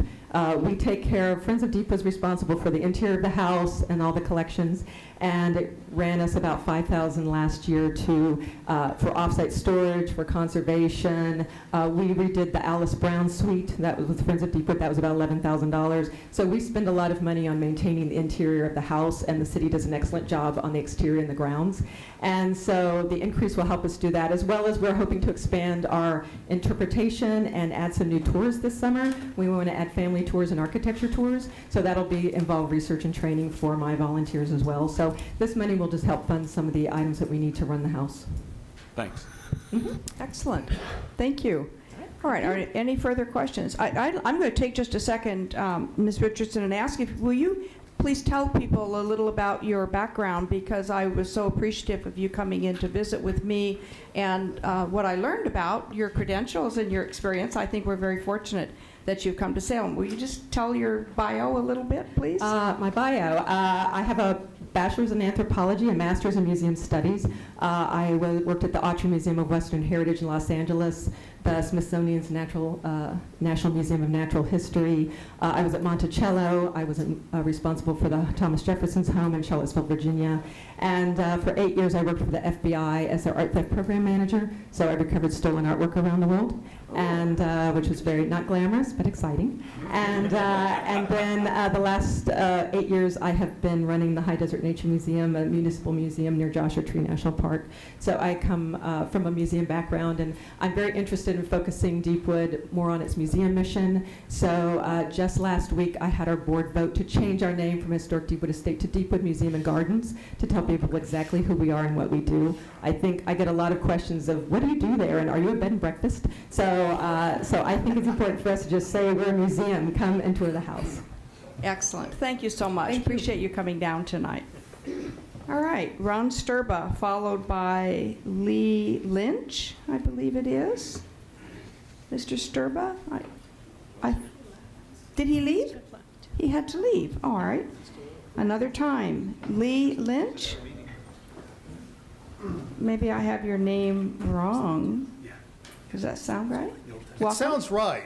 Does it sound right to you? It does. All right, then keep it. That's Yeah. a good name. I'm Welcome. familiar with that name. Okay. Say, I'm here to represent Willamette Valley Yellow Cab and speaking on the item of 3.3 on number B, the review of vehicle for higher regulations to address transportation network companies. This is, I just wanted the city to know that I've spoken here in the past, and Willamette Valley Yellow Cab is absolutely, totally, 100% behind this city. We are invested in here. This cab company has been around since in the 50s. So, and everybody's seen yellow cab running around town, and occasionally you see that pink one that says Willamette Valley Yellow Cab, and I'm sure many of you are going, Well, it's pink, but it says yellow cab on the side of it. But you do remember it. So that was a part of our advertising. Anyway, I just wanted to let the city know that I know this agenda is coming up, and we have been working with the city, with Pat Long's office regarding some of the issues that we've got with the transportation industry here in town. And I will tell you, Salem is unique. I mean, anybody that wants to stick a sign and get their license can go ahead and get a cab company going here in town. And that is probably the most entrepreneurial opportunity of any city in Oregon. Truly. So we like the entrepreneurial spirit. And what we would like to do as a cab company in town, that's not just a cab company. I mean, we're part of this community. We transport senior citizens, people to church on Sunday. We have a wheelchair lift. We transport people off the streets that should be off the streets, especially on these Friday and Saturday nights. So I wanted to say that on this recommendation, directing staff to proceed forth, we are totally behind that. And we would like to help the city in any way we possibly could in helping to determine just exactly how transportation needs can be, applied for this city. So that's what I'm happy to say. Thank I'm you. done. You're welcome. All right, are there questions from counselors? All right, thank you. Appreciate you coming down. Thank you. And I think next is Al Wakefield, followed by Nels Johnson.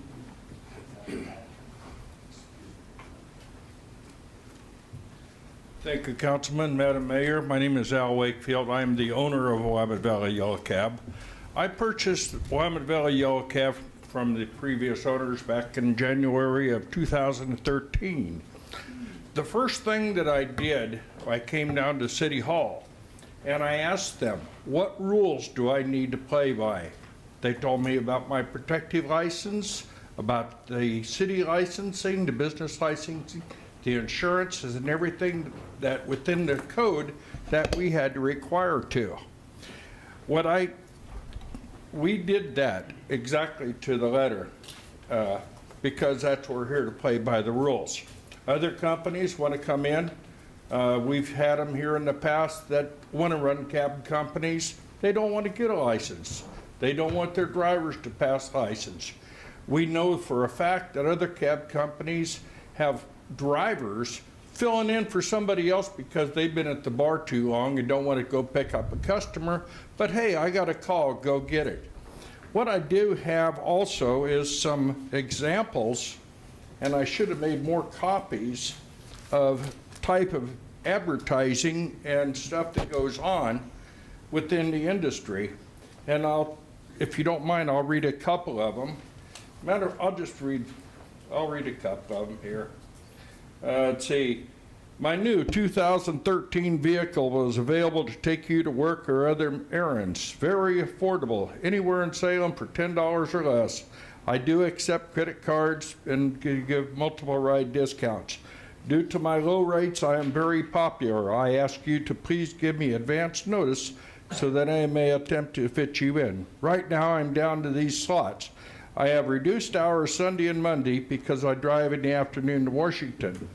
For your information, this is a private shuttle service not requiring taxi permit. I do, however, have a business license under the Snowball Marketing Incorporated, and I can give these out to you.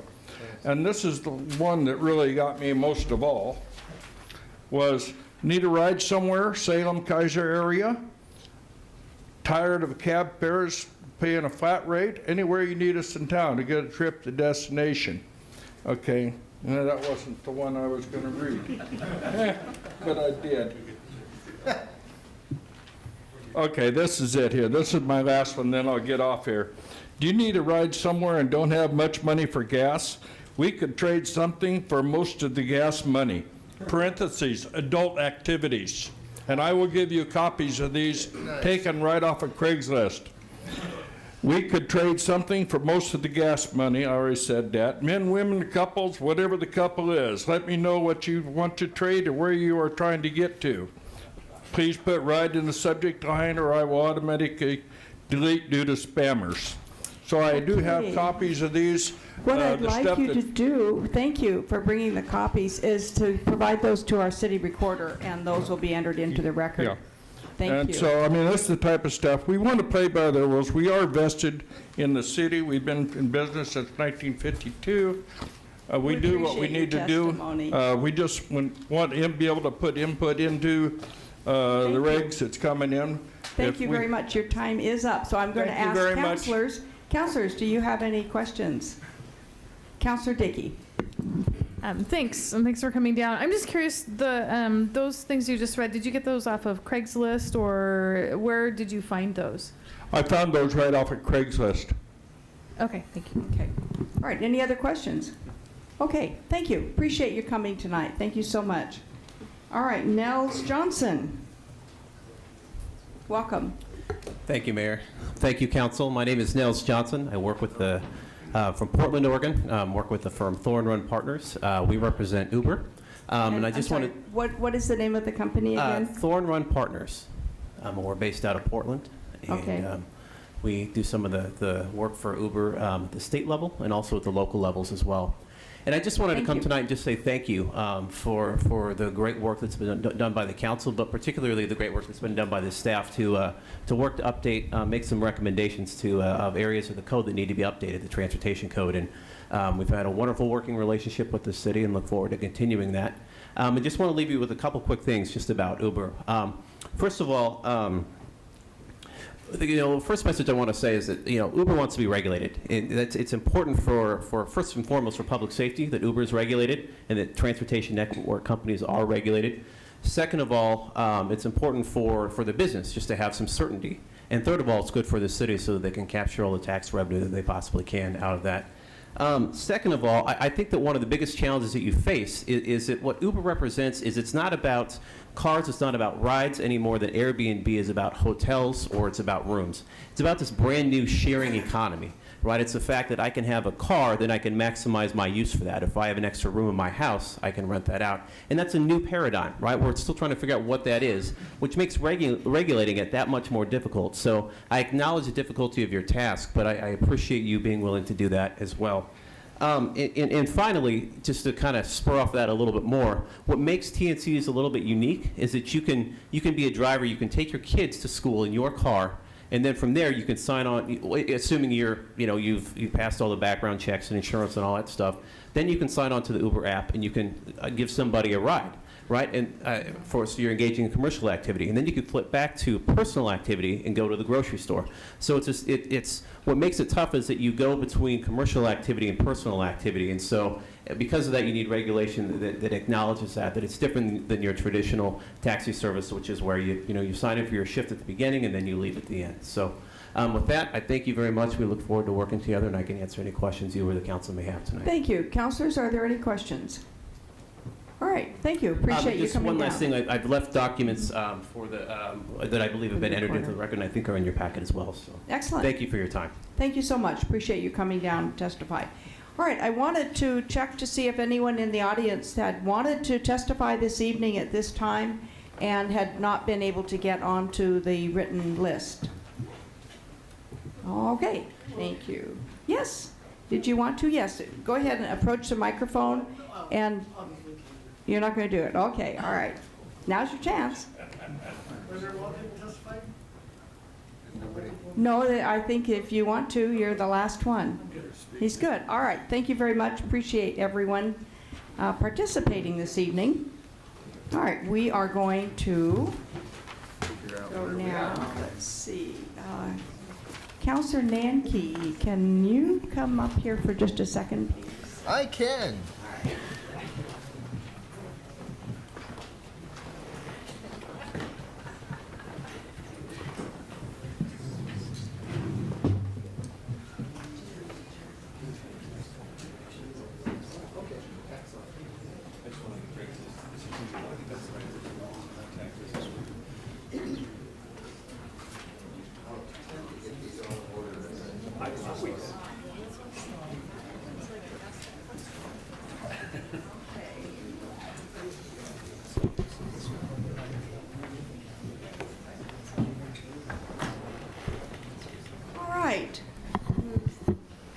thank you for that slight pause. And now I will ask Councillor Nanki for a motion for the consent calendar. Thank you, Madam Mayor. I would move the consent calendar with the following pulls. 3.2A by Councillor Anderson, 3.3B by Councillor McCoy, 3.3D by Madam Mayor, 3.3F by Councillor Anderson, and 3.3H by Councillor Nanki. And if I may also, on,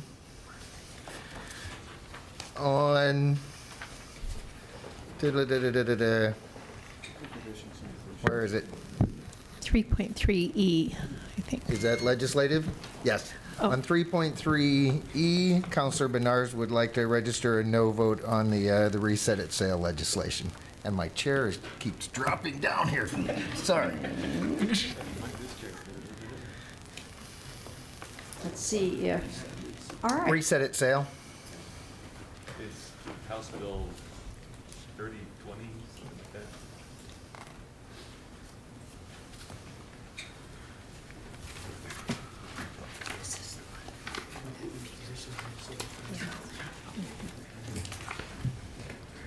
All right, and Councillor Nanki, I'd like to add 3.3, excuse me, yes, 3.3H as a pull for I pulled that me. under my name, Oh, you pulled that one under your name? so that All right. Director Fernandez can Okay. tell us all about it.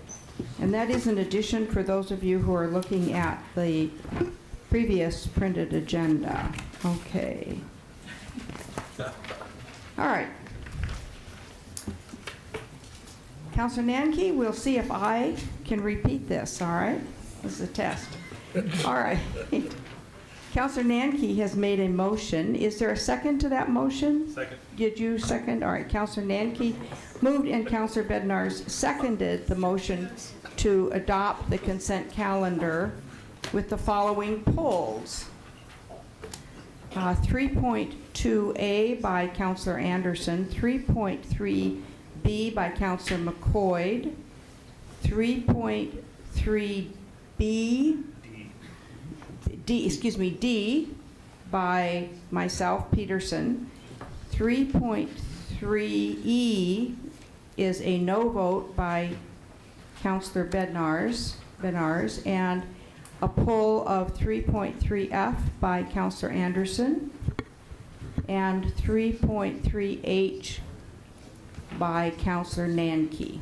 Just a point of clarification. Correct? Yes. I wasn't voting against 3.3E. I was voting against one particular item within that. Right, there were no reset at sale No item. reset itself. Thank you. Right, no reset at sale, okay. All right. Are there any questions about the consent calendar and the polls at this point? All those in favor of the motion signify by saying aye. Aye. Opposed, say nay. Motion carries, thank you. All right, then we will address those items that have been pulled under item 5, special orders of business. We will proceed with public hearings, and I noticed that item 4A has been pulled.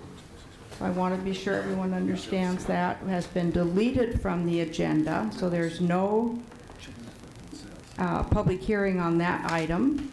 And we'll go to 4B, the proposed capital improvement plan for fiscal years 2015-16 through 2019-20. And do we have a staff report? Welcome. David Lacey from Administrative Services. Thank you. The City of Salem will now hold a public hearing to receive public testimony on the proposed projects and financing measures regarding adoption of the capital improvement plan for fiscal years 2015, 2016 through 2019, 2020.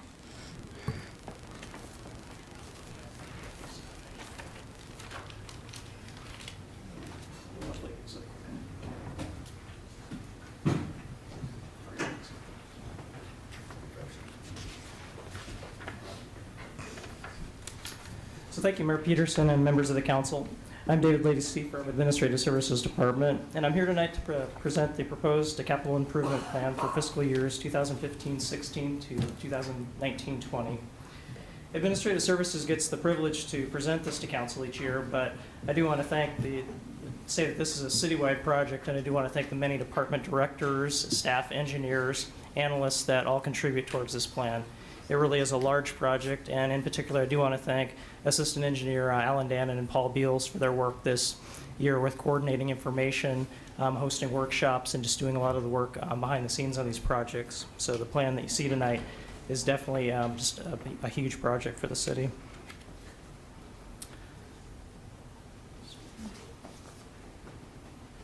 So a capital improvement plan, or CIP, is a 5-year plan of capital spending.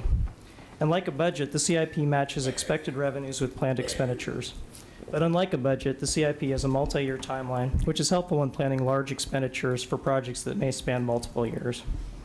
Preparation of the CIP is governed by Council Policy C9.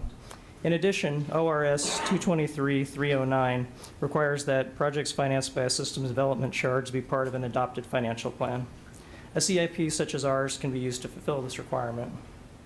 CIP projects are identified in many ways, including assessment of current infrastructure needs and repairs, expansion of existing infrastructure, citizen involvement in identifying needs within the community, and other ways. So the focus for this evening is the adoption of the 5-year CIP, but I thought it'd be helpful to map out how this piece of the puzzle fits within the overall budget process.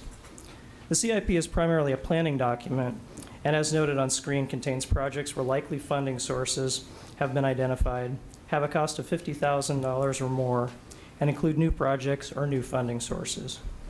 Issues that have been identified but do not have an identified source of funding remain outside of the CIP until those resources can be identified. Year 1 through year 5 represent the planned period or a snapshot in time, but each individual project may have a different start year or projected time span. For example, year 2 of the CIP plan could represent the first year of an individual project that would last several years, or year 5 may represent the first year of a project that ends outside of the current 5-year plan. Another example would be a project that has been under construction for the past several years, perhaps starting in 2013-14. Year 3 of the project would then be captured in year 1 of the CIP, and you would only see the funding for that in the CIP document. As the process moves forward and the CIP is adopted, year 1 CIP projects can then flow in the recommended budget. Previously funded projects or carryover projects contained in the current budget will also flow into the recommended 2015-16 budget. The recommended budget will then include all year 1 CIP projects, as well as carryover projects, projects adopted mid-year, reappropriations, administrative costs, and smaller capital projects that did not hit the $50,000 or more threshold used in the CIP. The focus will then shift entirely to the budget process, which all of you will be heavily involved with over the next 3 months. This VIP shifts to the background, and the year 1 projects are formally adopted or modified through the budget process. The decisions made during the budget process will ultimately impact next year's 5-year CIP. So each year we showcase a recently completed CIP project to help illustrate how a capital project moves through the process.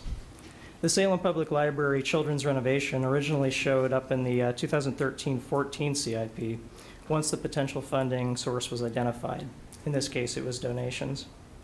The project was completed in 2014 and included new carpeting and paint, the conversion of a staff restroom to an ADA-compliant family restroom, creation of a second story and activity room with a removable wall, and projection and sound equipment upgrades, new computer workstations, and new entry artwork and tiles. And here's a view of the children's reference desk. Sorry, it's a little dark. And updated computer workstations. So I'll now move on to a project example in this year's CIP. One of the enhancements that we've made to the 2015 document will hopefully make a little more sense now that we've walked through the relationship between CIP and the budget. We'll stick to our theme with the library with this project.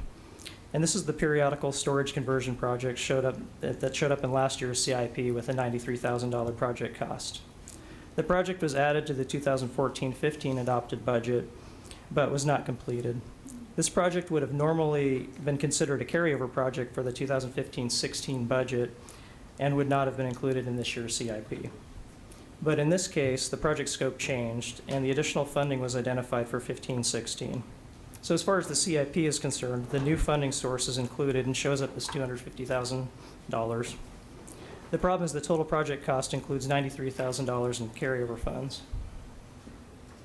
So in this year's document, we've added a line to the project detail section to try and bridge this gap between the CIP and the budget.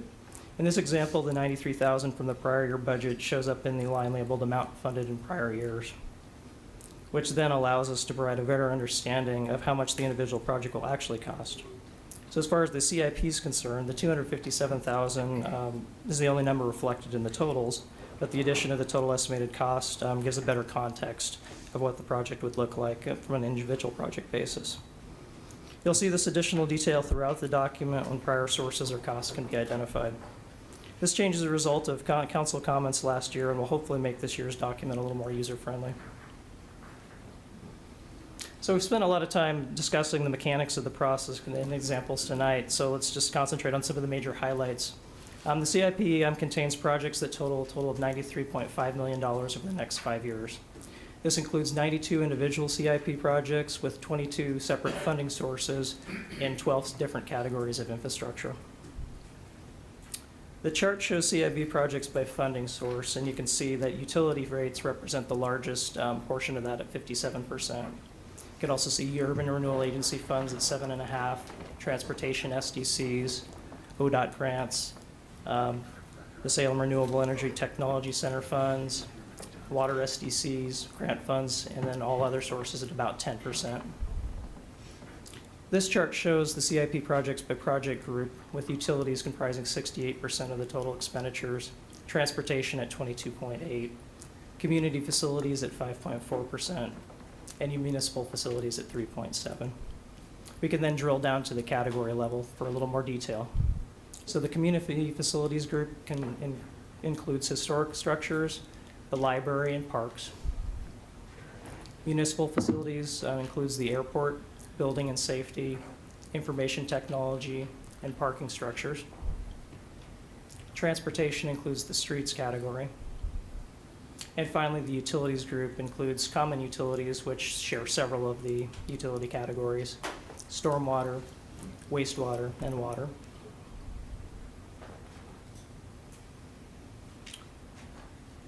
And specific details for all projects can be found in the proposed CIP document attached to the staff report, as well as additional resources on the City of Salem website. The specific web address is cityofsalem.net/SalemCIP, and it can be also found under the Finance Department report listings. In addition to the proposed CIP document, the website contains supplemental information to help identify individual projects. The GIS team, which includes personnel from information technology and public works, has updated the interactive CIP map to help give a visual representation of projects and location. The map is designed and accessed to be accessed by computer as well as tablets and smartphones. So users can click on a project icon and the details will pop up in a box as it shows up on the screen.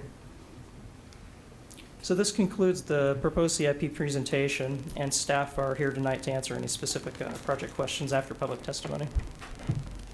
Thank you very much. Are there questions from any of the counselors? Councilor Bednarz, and also from guest Easterly. So it wasn't so much a question as a statement. One of the issues that was brought up was the restoration of the children's library section. The grand ribbon cutting will be taking place on April 11th at 10 a.m. Just if anybody's interested to tour, that would be one great day to be there. Okay, I've sort of made a mistake here, and I need to ask for public testimony before I turn and ask for counselors. I'm so anxious for you to have a chance to say something. All right, so we're going to first have public testimony, and we'll start with Gary Obrey, followed by Mason Obrey. Good evening. My name is Gary Obrey. I'm at 2045 Laurel Avenue Northeast in the great Highland neighborhood. Let's see if we can bring up a presentation I was going to show you tonight about Bicycle Boulevard. So here to talk to you about what bicycle boulevards are. I know I've seen a lot of the counselors at different neighborhood meeting associations. Okay. Oh, I'm sorry. You can't do that. So I do.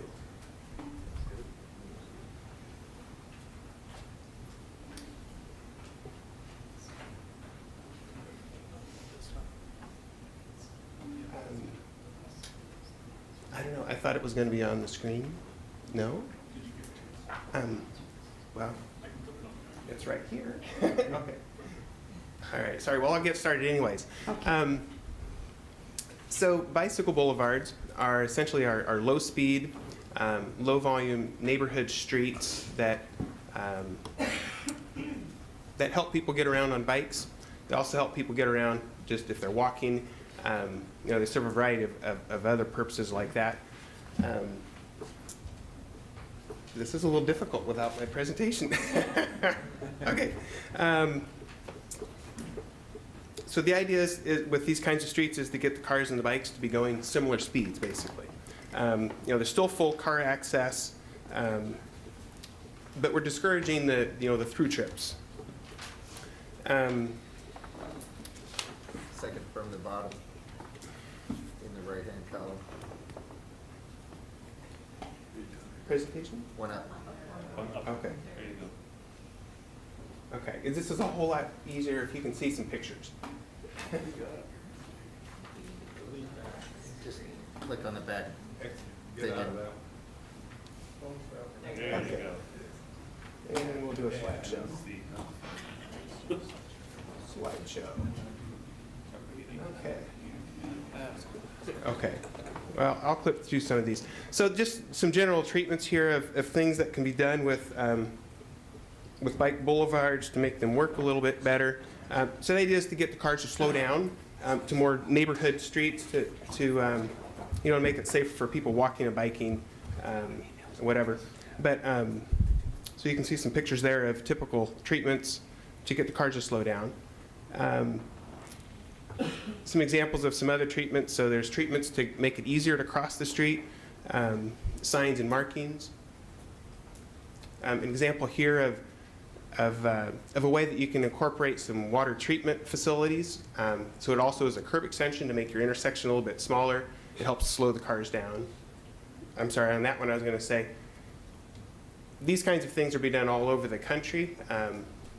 Just a lot of cities there that have started, actually they're starting to call them neighborhood greenways.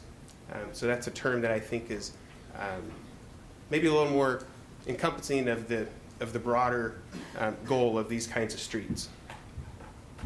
So it's not just about bikes, I guess is what I want to say there. It's about traffic safety, it's about citizens' health, it's about economic opportunities, neighborhood cohesiveness. We're likely to see people out walking around, walking their dogs, for instance. Certainly some environmental benefits that come with these kinds of streets. So Salem has these kinds of streets in our plan. They're called family-friendly bikeways. So I thank Council for approving that a few years ago, and that's great. You can see they're dotted in green here on this map. So they really do help within the neighborhood. So you still have the bike lanes on the busy streets, and that's all well and good on the busy streets, but on the through the neighborhoods we can do better with these kinds of neighborhood greenways. I am going to draw your attention to the red light. Okay, I should thank cruise you. through this. Yes, and Thank I'm going to leave you. it. Thank you very there. much. Question Be happy from to take councilors? questions. Councilor Benjamin. Hey, thanks for coming down. I like the idea of bike boulevards.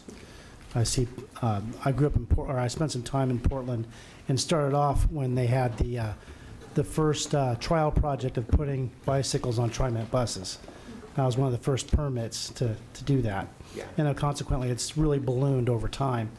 I noticed they've already done the study and stuff and identified areas for bike boulevards. Was there any costs associated with that? Did you talk to the city staff about that? So the study that has been done, as far as I know of, is just what's in the bicycle, or is in the bicycle element of the transportation system plan, and they're just the lines on the maps. They're just those green dotted lines. There was a more in-depth study that was done with the central mobility study, and some things have been taken out of that and put in CIP, and that's good. But really no other planning work has been done, to identify the specific treatments on these bike boulevards, like in the residential neighborhoods. So I think that's the piece that's missing, is the planning work. So we have to do the planning work, and then we can do some design studies and construction. And what that's going to cost. That's kind of what we're drilling down studies, to. That's if we do planning and study, we'll determine how much is that going to cost. What's that look like? I would say, pulling a number out of the hair. Well, you don't have to. Kind of work about $20,000 a mile, maybe. Okay. For a good planning study. Maybe it depends on the issues that you have on the corridor, but.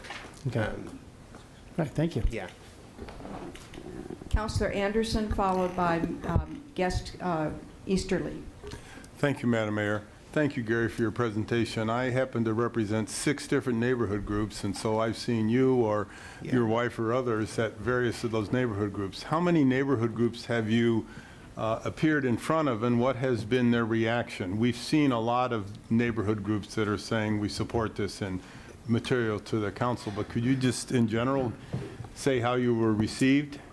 Yes, I would say we have been received very well. I believe at almost 18 neighborhood associations. I'm looking at my wife. It's pretty close. Our goal is to get to all the neighborhood associations. We've been asking for a letter of support, some kind of a letter of support, and so far we're batting 1,000. So nobody has, all the neighborhood associations have been very supportive.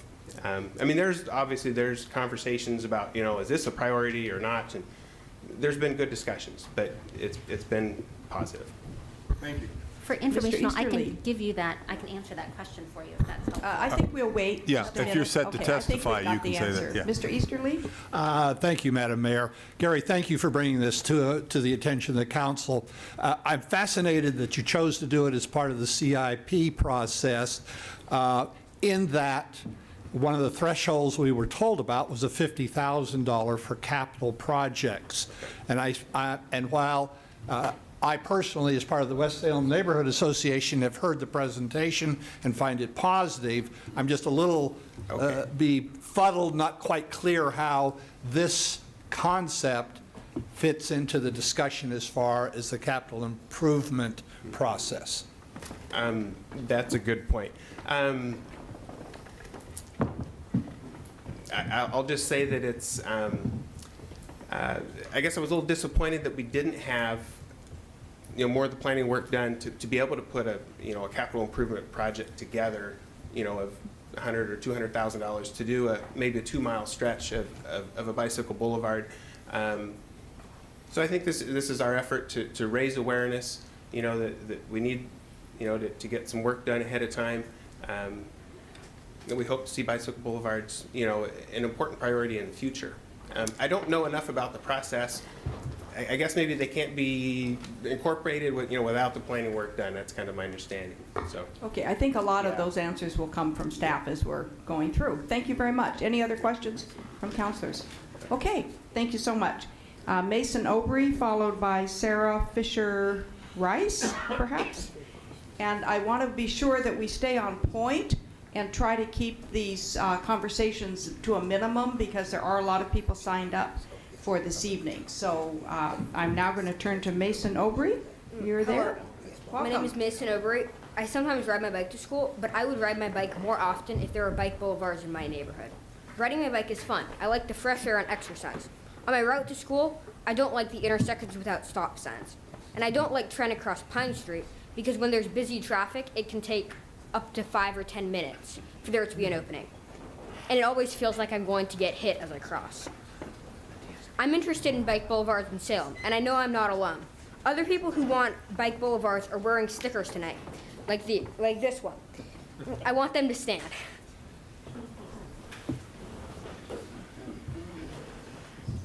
Thank you. Thank you very much. We appreciate your testimony. Were there any questions from councilors? I think that Councilor Anderson has a question for you. Thanks very much for coming down, Mason. Could you tell us what school you go to and about how long of a ride is it for you? Yeah, it's about a 1 mile ride. I go to Jane Goodall Environmental Middle School that's on the Oregon Deaf School campus. Thank you very much. Thank you so much. All right, Sarah Fisher-Rice, followed by Rebecca Schindler. Mayor Peterson and members of City Council, thank you for the opportunity to speak with you today. My name is Sarah Fischler-Rice, and I live at 2490 East Nob Hill Street in the Scan neighborhood, and I am part of the Salem Bike Boulevard Advocate Group that's speaking to you tonight. SBBA has been speaking, as Gary mentioned, to neighborhood associations all over Salem, and we have found many other citizens who would like to see bike boulevards here as well. Just a little bit about myself. I love cycling, and I'm sort of a two-part cyclist. When I'm by myself on my road bike, I'm not afraid, I'm brave, I'm confident, but I'm also a mother of an 8-year-old, this little dirty kid right here. And when I'm riding with him, I'm nervous and afraid, and I would just love to see something in Salem where he can ride down the road without me being afraid of him getting hit by a car. And that's where the Bike Boulevard idea is really interesting to me. I thought with Angela, she presented this idea to me, and I thought, wouldn't it be great to have some routes in Salem designated as more than just family friendly, but add additional calming devices to make them a more comfortable place for riders of all abilities and ages. The focal point of Salem's current infrastructure seems to be on cars and brave cyclists, but there are many more active transportation options that could benefit a greater share of the population. And I anxiously await the day when improved infrastructure allows my family and others to ride down to a summer movie in Salem's Riverfront Park, meet my husband at a downtown business for lunch, or find books at the library. As you're all aware, the city of Salem has a long-term bike and pedestrian plan, and Salem Bike Boulevard Advocates believes that the creation of a true bike boulevard would be a positive next step. I believe safe and well-maintained streets are worth paying for. We applaud City Councilors and Mayor Peterson for taking the beginning steps on this issue. As everyone in the United States, from the federal government to the state of Oregon to our local communities, grapple with declining transportation revenue and increasing maintenance costs, it would be refreshing to see the City of Salem step up with a proactive solution to increasing the safety of cyclists and pedestrians. We look forward to discussing the implementation of true bike boulevards further and believe that if brought to Salem, they'll support the vibrant culture and neighborhoods that make us love this city. Thank you. Thank you. Are there any questions from councilors? All right, thank you so much. Rebecca Schindler, followed by Angela Aubry. Thank you, Mayor and City Council, for affording us the opportunity to offer our input here on bike boulevards. And especially thank you to Chuck Bennett for your encouragement and support regarding the development of family-friendly bike and pedestrian boulevards here in Salem. My husband and I retired and moved to Salem from Bellingham, Washington 2 years ago. A longtime bike and walk commuters. We are committed to maintaining an active lifestyle for as long as possible. To that end, we chose the Grant neighborhood, specifically because it was within both walking and biking distance to downtown and other nearby areas. We are walking and biking daily within this community and hope that the City of Salem will continue to recognize the importance of making improvements to both the sidewalks and the bike routes in our area, as well as many other areas close to the downtown core. Generally, is a misconception that bikers and walkers are looking for the most direct route to a destination. It is much more important for the route to be safe and have the fewest number of cars. People, including senior citizens, choose to bike and walk for many reasons, but most typically because they want to be physically active, save money on transportation and parking, and to help improve the environment. Please consider it a top priority to appropriate the time, effort, and funds for the development of bike and walk boulevards, starting with the Grant and Highland neighborhoods. These two areas are very close to the downtown core. They could contribute to the economic growth of the business community and restore interest in the central neighborhoods. Thanks again for having us. Thank you. Are there questions for Ms. Schindler? All right, thank you so much. Angela Aubry, followed by Jeff Leach.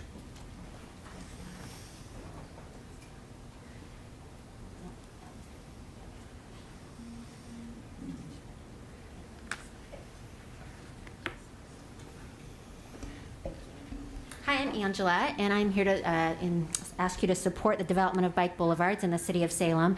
I actually brought this graphic tonight. It's my favorite graphic from the Salem Transportation System Plan. It represents the existing and the potential cyclists that we have here in our hometown. And you'll notice there in the green and a little bit of purple, there's 8% of the population that we believe are enthused, confident, strong, and fearless. These are the cyclists that you see during your evening commute. They're moving through the streets quickly, confidently, purposefully. And when I look at the CIP and the bicycle projects that are in it, that's who we're serving. That's who's going to benefit really from the projects that I think are currently in place or being proposed. What I want to let you know is that blue section, that really big blue section, that's me.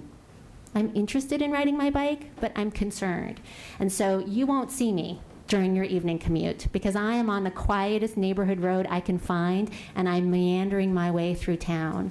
And oftentimes during your evening commute, you won't actually see me at all because I've got kids with me and I just can't do it. I can't find comfort enough to bring my kids on those roads or even having them get off their bike and walk across some of the major roads. And so I'm in my car.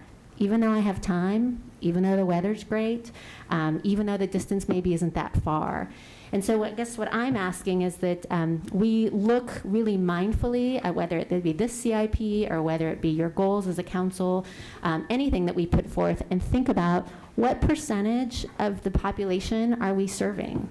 What percentage of the population are we reaching out to? Because I think those interested but concerned folks, I think they could become interested and comfortable if they had bicycle boulevards through their neighborhood that were connecting them and giving them a space where they felt like they belonged. I know that we have some folks here tonight. I'm really grateful for those that came and wore their banner. I'll let you know though that what I really want you to think about is this 60%. You're not going to see them at a council meeting, and you're not going to hear from them by email, and they're not going to come and walk with you and talk about how interested they are, because you can't ask for what you don't know exists. And currently in Salem, we do not have a continuous bike boulevard that really is family friendly. And so folks don't know to ask for it. We need to bridge that gap so that people can experience it and can know. It's in the Salem Transportation System Plan. I'm grateful for that. But we need to make some movement so that the 60% can realize that there is space for them. And they can be comfortable, wearing their cyclist hat. So thank you. Thank you. Are there questions? Councillor Anderson. Thank you very much to you and your family for coming down. I asked a question of your husband about the neighborhood groups, and you were going to answer it, so could you answer now, please? We've been Thanks. to all of them except 2, and we're on those agendas for coming months. They had some other agenda items that we got moved back, but otherwise we've been to all of them. Letters of support have come from Highland, Grant, Southeast Mill Creek, Morningside, Northeast, West Salem, as well as the Jane Goodall Environmental School, Middle School, and the Northwest Hub. Other groups that we have met with, the neighborhood associations that are either currently talking more with their board about the idea of bike boulevards, or they're already drafting letters. The boards voted to support bike boulevards at the Elna, South Gateway, Cessna, Scan, and then I have several actual other organizations here in town that have also said that they very much would like to have bike boulevards, and will be contacting their council people. What I hear from is when I tell people that my husband is strong and brave and he's got all the gear, right? And then it's me who's not strong and brave. What I see at these neighborhood meetings is people start to kind of nod their head that they thought that maybe being a cyclist in Salem required acts of bravery from them. And when I show up and say, you don't have to be brave, you get to be exactly who you are right now. I'm a mama, and that white strip of paint does not make me feel like I'm keeping my baby safe. And that's okay. That's okay for us to feel that way. We're actually in the largest percentage of cyclists in communities here in the United States. That it's not you that has to change, it's infrastructure that can reach out and change so that you feel comfortable riding your bike in your own hometown. All right, thank you very much. Jeff Leach, followed by Brian Hines. Good evening, Mayor and Councilors. All the try not to duplicate what's already been said, but I'm here for just a simple request, and that's to make traveling around the city safe and comfortable. And bicycle boulevards are the cheapest way to achieve this. Not only that, they're the cheapest form of transportation that the city can provide to increase transportation. Several years ago, the city started installing just a few of the rapid flashing beacon crossings. And we tried it, the community got accustomed to it and liked it, and then more were placed around the city. We're kind of looking for the same thing to be done with a family-friendly bikeway grade facility. Build one, let the community get accustomed to it, and then we can expand the program as the community understands it. Everything else I was going to say was pretty much said, so I'll stop there unless there's any questions. All right, thank you. Are there questions from any of the counselors? All right, thank you so much. Brian Hines, followed by Mike Fargo. Mr. Hines here? Okay, we'll move on to Mike Fargo, followed by Wally Lean. Welcome. Thank you, Mayor and councilors. I'm the board president for the Creekside Homeowners Association, and I'm speaking on behalf of project number 61500, page 41 of your handout. Creekside is an HOA that consists of over 600 homes. We're kind of a small town within a larger town, and most of the streets within Creekside are owned and maintained by the HOA. However, through the middle of our HOA is Lone Oak Road, which for those of you who live on the south end of town, it's become a major northwest artery for people who live downtown. It's divided in Creekside by a creek, Jory Creek, and over 10 years ago, the city built out an infrastructure for a bridge across Jory Creek. At that time, they chose not to finish it. All that remains is just to put the top part of the bridge across the creek because there was insufficient development, they felt, on the top of the bluff that is on the south side of Creekside Homeowners Association. Since then, we've expanded considerably. There's a number of homes up there. 3 new phases of development have happened over the last decade. And now a local developer has 23 more lots he wants to develop in the near future. And so finally, there's been negotiation between the HOA, the builder, and the city of Salem to finally complete this bridge. So it's not a question of it's a nice thing, it's an essential infrastructure thing. The reason I'm here tonight, though, is, as you all know, economies rise and economies fall, and items on the CIP can come on, and if the funds aren't there 5 years from now, they can go off. This particular project is slated for 219-220, and we just want to reinforce the fact this is not this is an essential project. The people up there on the bluff have one current access that's a rather treacherous road, and last winter twice emergency vehicles were not able to enter that neighborhood because of inclement weather. So it's not a question of if, but when someday there's going to be an emergency up there and the first responders won't be able to get in. It could be a heart attack, house fire, an injury. At our last meeting, one of our people who lived up there has a son with medical problems, and during the ice storm, he had to climb down a 500-foot slope and then hike across the golf course in order to get the necessary items that he needed. So we're just here to implore you, yes, we're grateful it's on the CIP. Don't let it fall off over the next 4 years. Thank you. Thank you very much for your testimony. Just a moment, do any counselors have any questions on this item? Yes, Mr. Easterly. Rather than a question, I'd like to encourage you and your neighbors to come back each year and make the same plea. One of the things that experience has pointed to this particular citizen of Salem is that unless you do that, it very well can drop off. And I watched a project drop off that everyone thought was going to happen in 2 years. Long story short, just please keep coming back. Thank you. All right, I'm sorry, Councilor McQuaid has a question. Number one, thank you for coming down. Number two, thank you for serving on the home, as a past homeowners president. I appreciate your bravery. Yes. And number three, rest assured, I'm on the council for the next 4 years. It will not drop off or go away. Thank you. All right, thank you very much. Appreciate your testimony. Mr. Wallace Lean. Good evening. I am the lawyer for the Homeowners Association, and to just pick up on on what Mike was talking about, the project is 61,500. It is on page 41 of your capital improvement plan, and it shows 750,000. And as Mike pointed out, that's just to complete the bridge and the aprons. The superstructure's already there. We handed out, through the courtesy of Peter, a little handout that shows you what we're talking about. The Jory Creek runs, the golf course is here, Jory Creek runs here.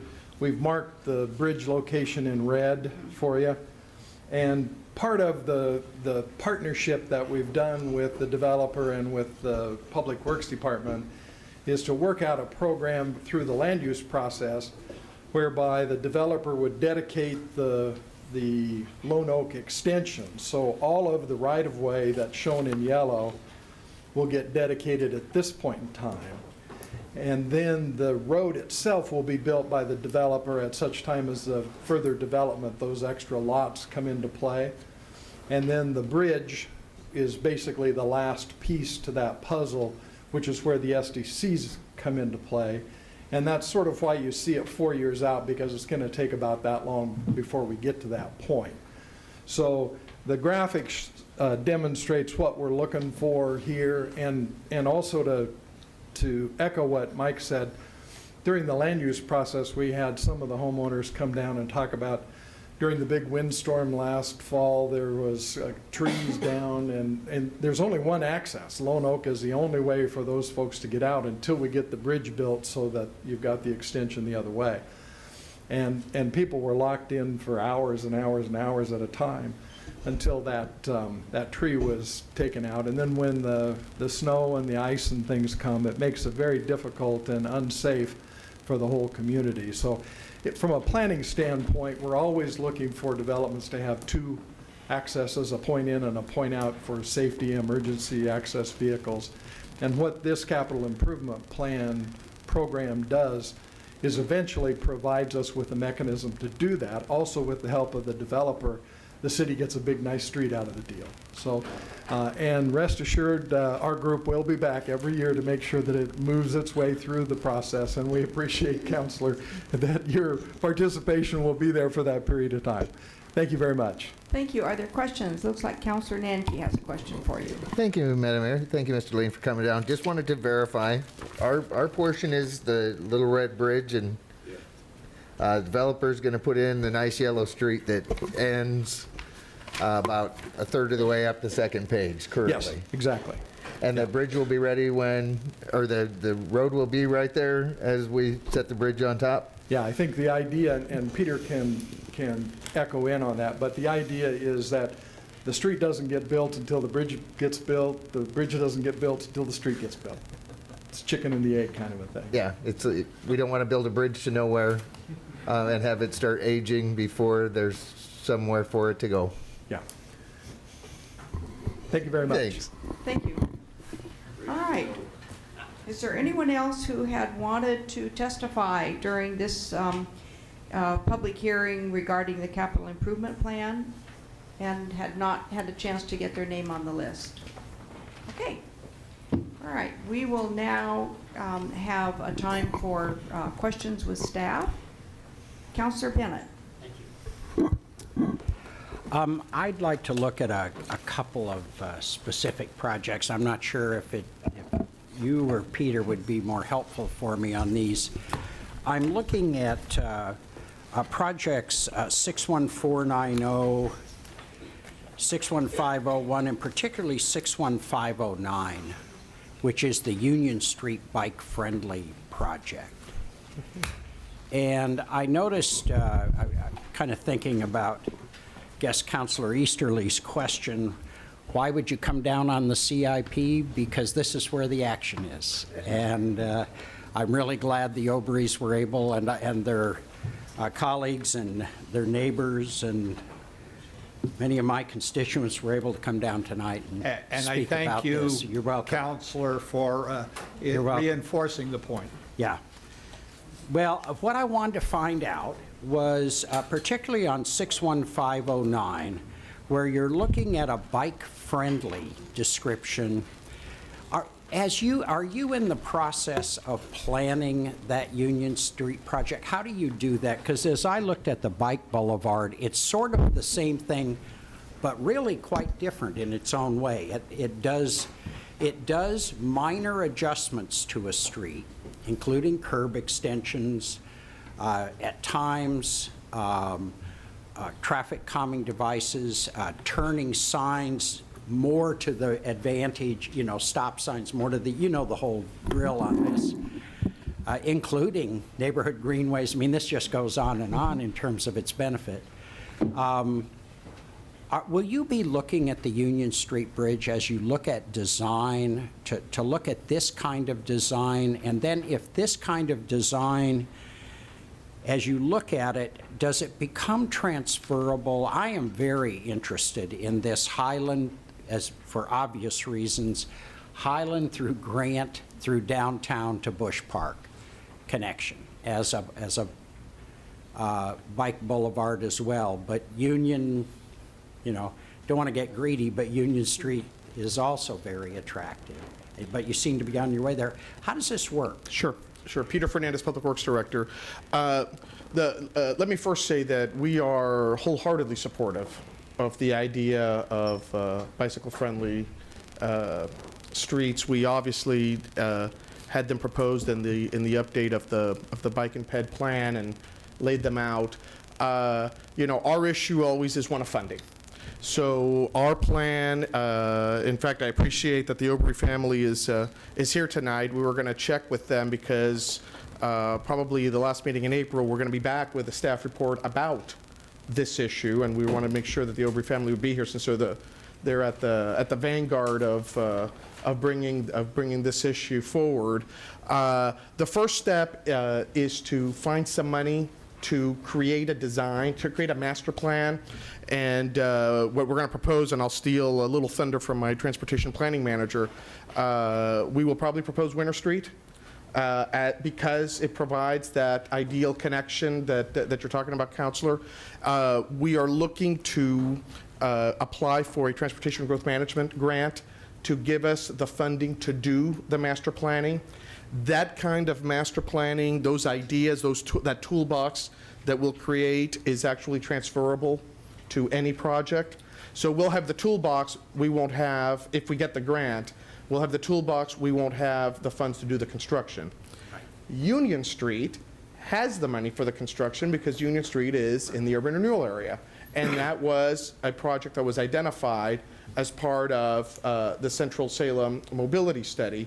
So we can then take that toolbox and we can tweak the ideas that we had from the Central Salem mobility study, because Union Street is actually very similar, kind of an east-west connection leading us to the bridge and then to West Salem. So we can use those tools that we'll learn if we get the grant for next year to then apply them to Union Street. And you can see that the Union Street project sits out a couple of years. So the timing will actually be very good to take the tools that we learn from looking at Winter Street and actually, or maybe we'll look at both Winter Street and Union Street and apply those when we have the money. We will be doing a project sooner, which is the intersection itself of Commercial at Union. That money comes sooner, and we'll be ready to do that project, I think, in the next year or two, so that pedestrians and bicyclists will at least be able to cross Commercial Street. There's already a signal at front. So you'll be able to get through. Now it's just a matter of doing these kinds of improvements for the rest of it.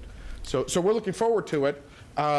When the next bond issue comes, we can put in monies. The city's actually been very good over the years. Yeah. We've done a lot.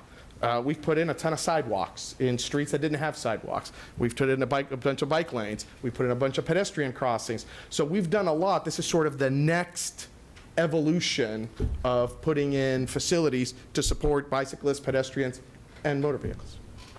That's great. Will, if you get that grant, does it then show up in the CIP like next year, or does it move on? That's planning money. So we'll be here. We'll ask for permission to apply for the grant.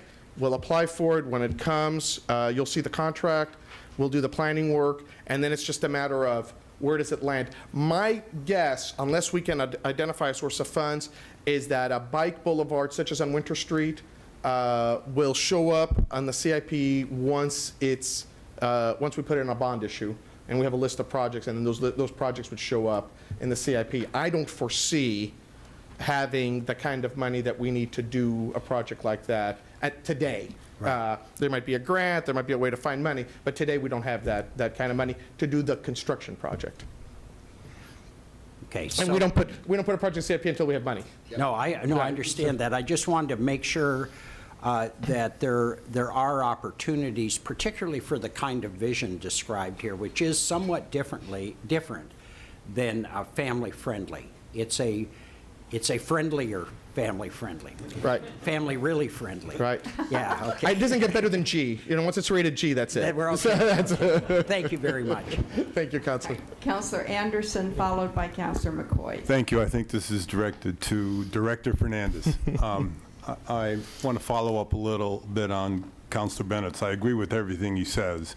Just as an aside point, I think Winter Street is terrific, but I hope in the planning we look at what happens at Winter Street when it crosses Mission Street and goes into Bushes Park, because that is an extremely dangerous intersection there, and I know there's been some discussions in other venues about that, but in order to make it really go to Bushes Pasture Park, it's got to be a better way to cross Mission Street there. I don't even like to use that because it's very short right angle turns and extremely tight turn ratios. Even for someone like me who was, I would say I'm one of the 1% on that only time in my life I'm going to be 1%. Now, my questions are, I see about 8 bicycle pedestrian type improvement plans in the various street plans we have in the CIP. What do those consist? Are they just stripe lanes? Are they the curb bump outs? I think I'm just asking in general, not each specific project, but I went through and I saw at least 8 of them, I thought, that said bike way improvements, pedestrian improvements on various things. So what do we really have in mind when we're talking about that? Well, for example, I'm looking at, on page 41, project 61501, which is Central Salem Mobility Study, High Church Street bicycle lanes. And again, those are, as this example, so because it can be anything, Councilor. So in that example, that is an implementation of the Central Salem Mobility Study that calls for rearranging the parking and I think reducing lanes so that we can stripe in bike lanes. So in that case, that's not the kind of bike boulevard that we're talking about, but it is the opportunity. We know that there are no bike facilities through downtown except for the very small bike lanes on Trade, in fact, on Trade Street. And the alleyways. And a little bit on Ferry. The alleyways I would add as well. Right, That's how I get through downtown. And they go away. Yeah. So we've always known that. And part of what the Central Salem Mobility Study did was to identify where we could afford to reduce lanes of travel to bring back, to be able to implement bike lanes so that bicyclists can at least get through downtown. Not on Liberty and Commercial, but on some of the other lower volume facilities.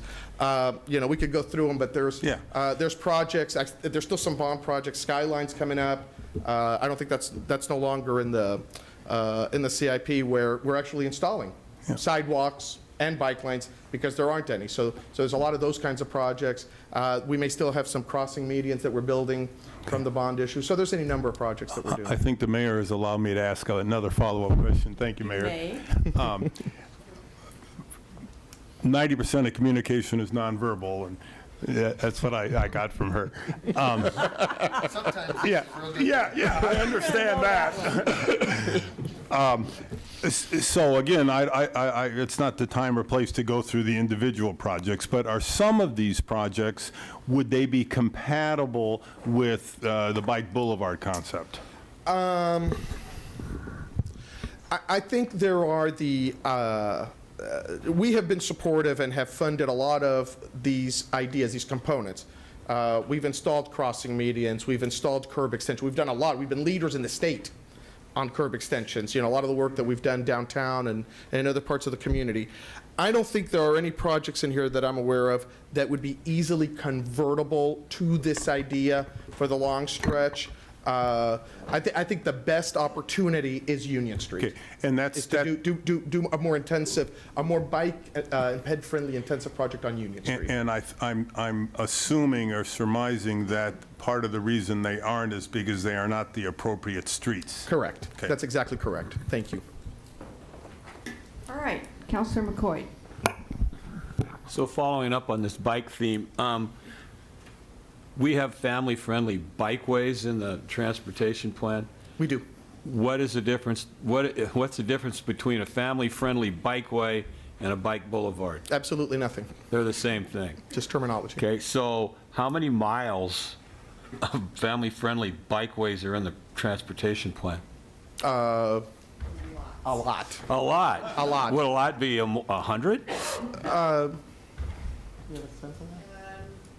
I think we have about 130 miles of critical ADA routes, which are the arterials, so it's probably a matching number. Yeah. Probably, Yeah, it's over 100. Yeah, over 100. And remember, Counselor, that the transportation plan, like all of our master plans, in many ways are aspirational. So those are streets that, by policy, by the council having adopted that, says that these are eligible. In our lifetimes, we're not going to build all of them. We're not going to retrofit all of them.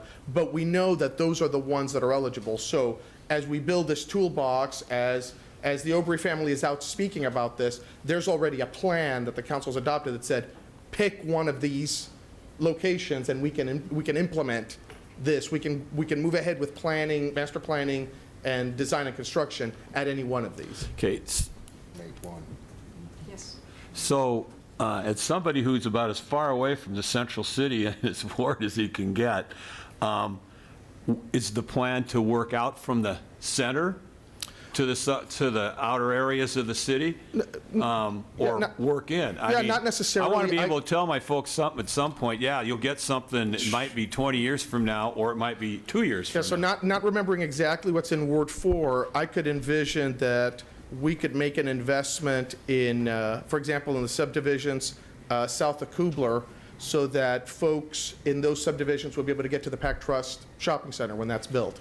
That you would be able to bike there and take advantage of whatever ultimately is built there instead of having to drive there. So it's not necessarily that it's a system that gets you from out in the southern edges or the northeast edges all the way to downtown, but it could be links in the northeast. It could be links to Chemeketa. In other places, it could be links to schools or to the Kroc Center. So there are any number of places that we would want to build those links, not necessarily coming all the way into downtown. Thank you. Okay. I like that answer better, by the way. That's a little more user-friendly for the ward folks here than and trying to have one continuous trail from one end of the town to the other. That makes a lot more sense to me. Can we ask questions about other parts of this or make comments? Or Certainly. I have a question. I appreciate this. I know the work that went into this, but one of the things that struck me is, especially in the transportation area, there are some really vague plans here for big chunks of money that, for instance, streetscape improvement, $600,000. Can you give me the number and page number? And 61510 he's talking about. 510. Oh, I was right on it. I will tell you what that is. Page 44. Right, so that is actually, again, from the Central Salem Mobility Study. So that study would give us the information that then implements this project. And that is probably, well, it says it right there. So those are projects could include new sidewalks, pedestrian lighting, et cetera. So what this is doing, the reason this one, for example, is vague, is we have a plan that was adopted by council that lays out the policy. This is simply planning for funding. So as the money gets closer and it actually lands in the construction budget, this is urban renewal money, then there will be a design that actually lays out what those improvements are based on the Central Salem Mobility Study. So how do you know it's $500,000, $600,000? This is actually working backwards. This is a slug of money allocated for implementing this one. So there's some of these, especially in urban renewal, that are kind of backwards. Instead of being a project, it's an allocation of urban, it's a plan for allocating urban renewal money to implement elements of this plan. Okay, I still think it's so vague, it troubles me that we've got a great plan with specificity, and all of a sudden we hit, well, it's for $600,000 for something. We got a slug of money for something. Right. We've got a lot of things that we can spend a slug of money on that could be specific rather than that vague. So remember, Councilor, this is urban renewal money, and this is an allocation of urban renewal money to implement the Central Salem Mobility Study, this element of the Central Salem Mobility Study. So there is discussion in that master plan, but it's not as specific as, I agree with you that it's not as specific as you might see in another part of the CIP where it is, a street, a very specific project. So that's, the CIP is kind of doing two things here, just kind of planning for funding for that element. Okay. I think, does our city manager have a comment? Well, Peter, I wonder, or David, I'm not sure which one was 600,000, but can you talk about where those estimates come from, what they're based on? Well, I think for this, as Peter was talking about, these are urban renewal funds. So this was a project that I believe originally Doug Rux was working on. I'm not sure, Rick, if you have any other input on that particular. Rick Scott, Interim Urban Development Director. In looking at the allocation of funds in 17-18 and 18-19, is that the project that we're talking about? Mm-hmm. What I would tell you is there's a smaller amount of money that's allocated in the first year. Typically, the way we allocate money is that would be for the planning process, the specific identification of projects, and then we have a construction amount that would be typically follow that. And so what I would tell you is that first allocation of money really is to refine the plans necessary to be able to construct the projects the following year. Okay. Okay, yes, go ahead. One more, and this goes to parks, and this is, I guess, an ongoing theme with me. You've got $2.2 million in the plan for new parks from the SDCs. Do they have to be spent on new parks? They have to be, right? It's SDCs, yes, they do. That's sort of a trap. We can't maintain the ones we have, so why are we building new ones? So with SDCs, the vast majority of what we're doing with SDC monies is doing property acquisitions, and then just land banking for the day that we do need them. So I don't know if there's any new parks being in the CIP itself. No, it was buying land. That's yeah. It's on page 18. 61518. On page 18. Let me turn to the right page. Oh, on page 18. Yeah. So the 2.2 million, 61518. It's all property acquisition. So you see it there, community park property acquisition. Mm-hmm. And Councilor, now the process that we use for parks and our parks master plan is when we know through the master plan that there's an area in the city that's underserved and we will need parkland there at some point in the future, and there's an opportunity and we have the funding, then we would purchase it. And we do phase development now, so maybe it's not going to be fully built out as a park for 5 or 10 years, but would like to do phase development, so at least we do the groundwork, maybe some plantings and a path so people can use it and have some open space. But if you don't buy it now, you run the risk of it being developed and then having a large area in the town where it's not possible to buy any parkland in the future. Does that answer your Well, question? that's fine, yeah. Let somebody else go for a while. Okay, all right. Counselor Benjamin. Brown Road Park would be a good example. That was bought a long time ago, but the community took interest into it, and fortunately, the city goes with a pre-development plan. So actually, something can be done in the park that's going to be long-term anyways, but it doesn't have to be a master plan. So if they land bank something, it can actually be used at some point. It's just a matter of the neighborhood or somebody getting involved with that. But I was going to ask about the bike boulevards. I know in some cases, some of those bike boulevards just need that painting of a bicycle and chevrons. In some cases. Huh? Hashero, yes. I couldn't think of the word. I don't know if it would be possible. I know a lot of folks want to see bike boulevards kind of move forward, but and we've already got a plan laid out. If some of those bike boulevards can be identified by just putting the Shero on there and maybe some signage, I don't know, what would that cost? Because I've asked a lot of folks about that. They're for the bike boulevards, but they don't care what it costs. So understanding that bulb outs are quite expensive and it has to meet a planning kind of activity, if we already know where the bike boulevards are in some cases, it just needs a Shero and some signage, maybe that's a good way to kind of get things moving forward at a low cost. Yeah, Councilor, so we've installed a lot of signage throughout town, so a lot of, especially in the central area, you'll see a lot of signage directing bicyclists, and we've expanded that where it makes sense. We've installed Sheros where they make sense. So those kinds of efforts are ongoing, and we're happy to do that.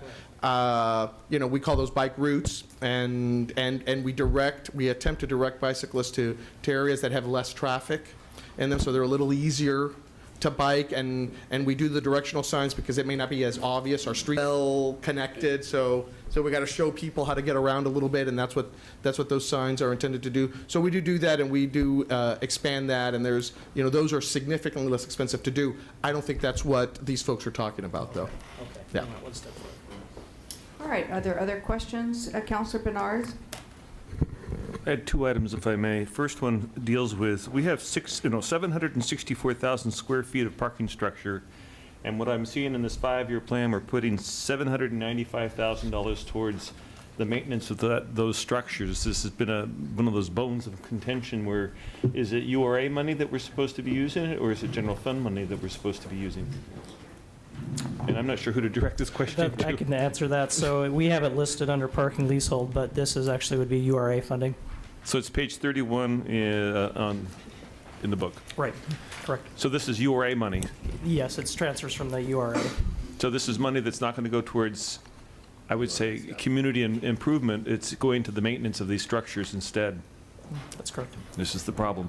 I want to make a second item, and this one was dear to my heart. I don't know why exactly, but it has to do with, it's page 43, project 61507, and this has to do with the removal of double lanes. I spoke to this issue last year when we were going through the same process. As much as we've heard a lot about bikes tonight, but what I mentioned, and I'll mention again, is that it's very, very important through our community, through our downtown areas where we do have the double lanes. Our downtown streets are mainly meant for cars in the core of downtown. That's why we're trying to make these bicycle-friendly places. And in the case of removing double turn lanes and making it more difficult for traffic to get through downtown, it means that you have cars that have a tendency to go off into the neighborhoods. And I'll give you a classic example of, and I witness it because my office is in that neighborhood. It's Church Street, which as you head north turns into 5th Street, more or less, where people are using that, which gets into a neighborhood, rather than going up High Street, which gets backed up. And if we keep making it more difficult for traffic to make it through downtown, that's my point.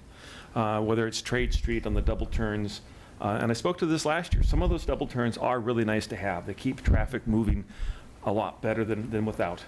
The basic tenet of our neighborhood traffic management plan that we worked on and adopted years ago is that we not create problems that then creates, that we not create problems on the arterials that then moves traffic, cut through traffic into the neighborhoods. In fact, it says first and foremost, fix the arterial so that there is no cut through traffic.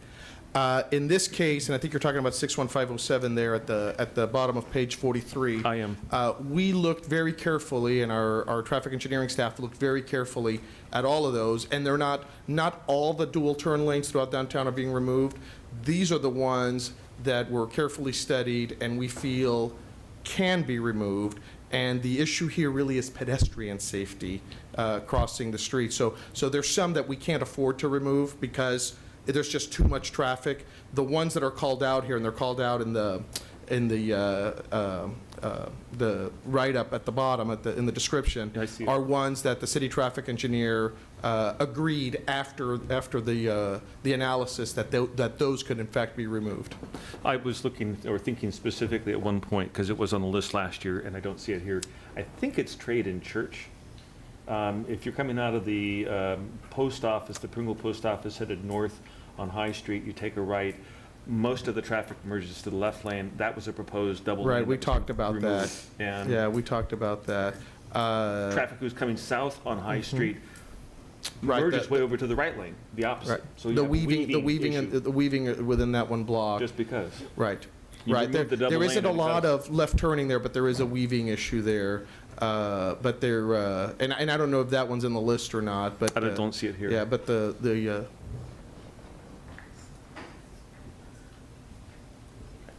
so that's what we're, Okay. yeah, Okay, thank you. that's what that's about. And Mayor, if I could just clarify one thing. We don't use urban renewal funds for maintenance, so the funds in the parking structure for capital. And I think you meant that, but it's an important point for us. Nomenclature, yes. I Okay. All right, are there other questions or comments from counselors? And yes, our guest, Mr. Easterly. Thank you, Madam Mayor. If you go to page 29 and 30, Information Technology, Project 421 at the bottom of 29, and 422 at the top of 30. Just a little clarification. I know we need to be ahead of technology, but it almost looks like it's two separate. A little clarification as to what kind of separate projects these are. Christian Embury, our IT director, will respond to your question.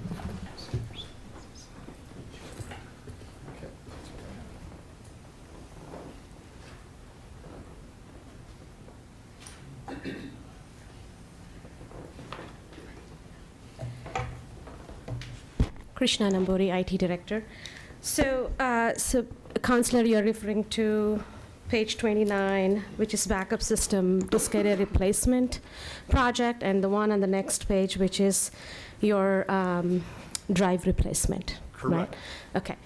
So the first one that you're looking at is basically the disk that is used to back up your data every day. Okay, and then we have drives, just like you have a CD drive and you take out and you have a CD in it. So your CD is your data and your drive is the one that you're trying to remove, that device that you use to store the data. So there are two different equipments that you have to purchase. So, so the drive replacement you're looking at has to be replaced like, every 5 years or 6 years, depending on what the replacement cycle is. But the data is the disk array that you're purchasing, which is on page 29 at the bottom, it depends on how much you use it. Does that make sense? Or? Thank you very much. Okay. I go back to a long, long time ago when disk drives were this size. Well, and I can tell stories of having 3 or 4 of them backing up a system, and it was just not the clarity of, does the backup disk fit onto the drive that you're replacing? Right. It's kind of a simple terms. That's how we explain. Thank you. But just to kind of, I know we talk about this all the time, data and backup is a huge issue for any organization. So, thank you. And thank you. Any other Right. questions? Are there other questions, other comments? Well, I'd like to thank staff. I'd like to say to Mr. David Lacey, thank you so much for the presentation, for the way this report was put together. I found this report, maybe it's just that I'm getting used to it or it's better, but it seems to me it's easier to read this year. The explanations are very simple. I like the organization of it, and I think it's a document that we're going to be able to really look back at. I certainly feel like I will be able to. And I feel like I can connect the dots. Great, I really appreciate that too. And also with the implementation of our new budgeting software next year, we're going to be using the CIP module within that, so that should continue to enhance the process we've been working on. And definitely a lot of thanks to so many different departments in the city to put this together. Wonderful. Well, it's great. Thank you for all that work. And I'm glad I'm not the one who has to figure out how much money a stormwater cover costs. Somebody knows that, don't they? I'm sure. Yes, Mr. Easterly. Madam Mayor, I'd like to second your point. I've been following the CIP for almost 25 years, and it feels real comfortable. I walked into this when I was handed the packet. I could actually put the pieces together from one ship to the next and the different funds. So thank you very much. Thank you. Okay, if there are no further questions, I'm going to close the public hearing. No, Oh, you if have I just a want to make question. one comment quick. All right, yes, you may. And because I've only been Councilor following for Nanke, about 20 you years, have and the you can floor. tell my hair isn't quite as light as Mr. Easterly's. But this is a great document. We used to have unfunded category in there, and people would watch it move from unfunded to unfunded over the years and over the years. Whoever suggested only funded did a wonderful thing for. I think that was Mr. Fernandez. Thank you, Councilor. Thank you, Mr. Morris. All right, no further comments, no further questions. I will close this public hearing. And Councilor Nanke, do you have a motion for us? I do, Madam Mayor. I would move that council adopt the proposed CIP for fiscal years 15-16 through 19-20 as attached to the staff report this evening. Second. It's been moved by Councilor Nanke and seconded by Councilor Benars to accept the staff report for the CIP plan for fiscal years 2015-16 through 2019-20. Is there discussion? All right, seeing none. All those in favor of the motion signify by saying aye. Aye. Opposed, say nay. Motion carries. Thank you very much. We're going to take a quick break and a time to stretch, and we'll be back in just a few minutes. Come back to order. All right, I'm going to recall to order this evening's meeting for the Salem City Council. And where we left off was at the end of the public hearing, and we are now going to special orders of business. And just before that, actually, we're going to reorder the agenda. And I'm going to call on Councilor Nanke to make a motion to readjust our agenda.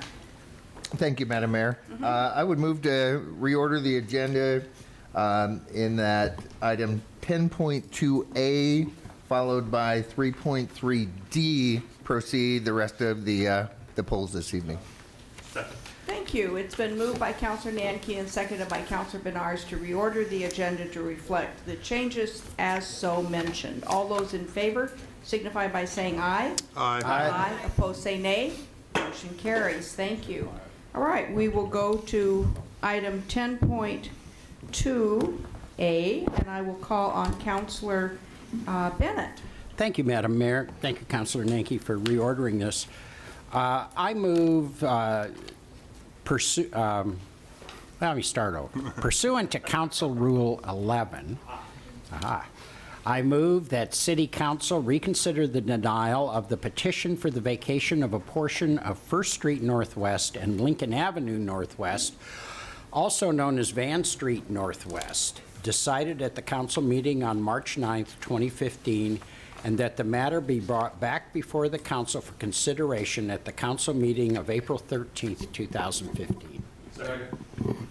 It's been moved by Councillor Bennett and seconded by It was a tie. Hi, all right, seconded by Councillor McCoy. All right, seconded by Councillor McCoy. All right, Closer to his word. is there discussion?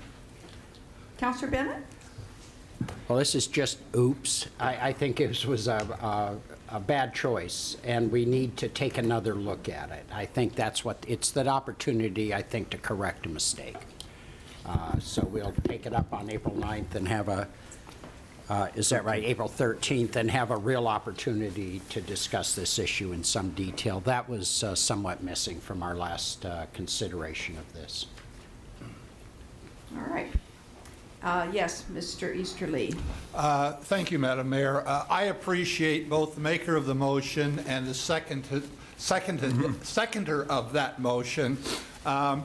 In West Salem, there have been a lot of conversations flying around and about regarding this topic.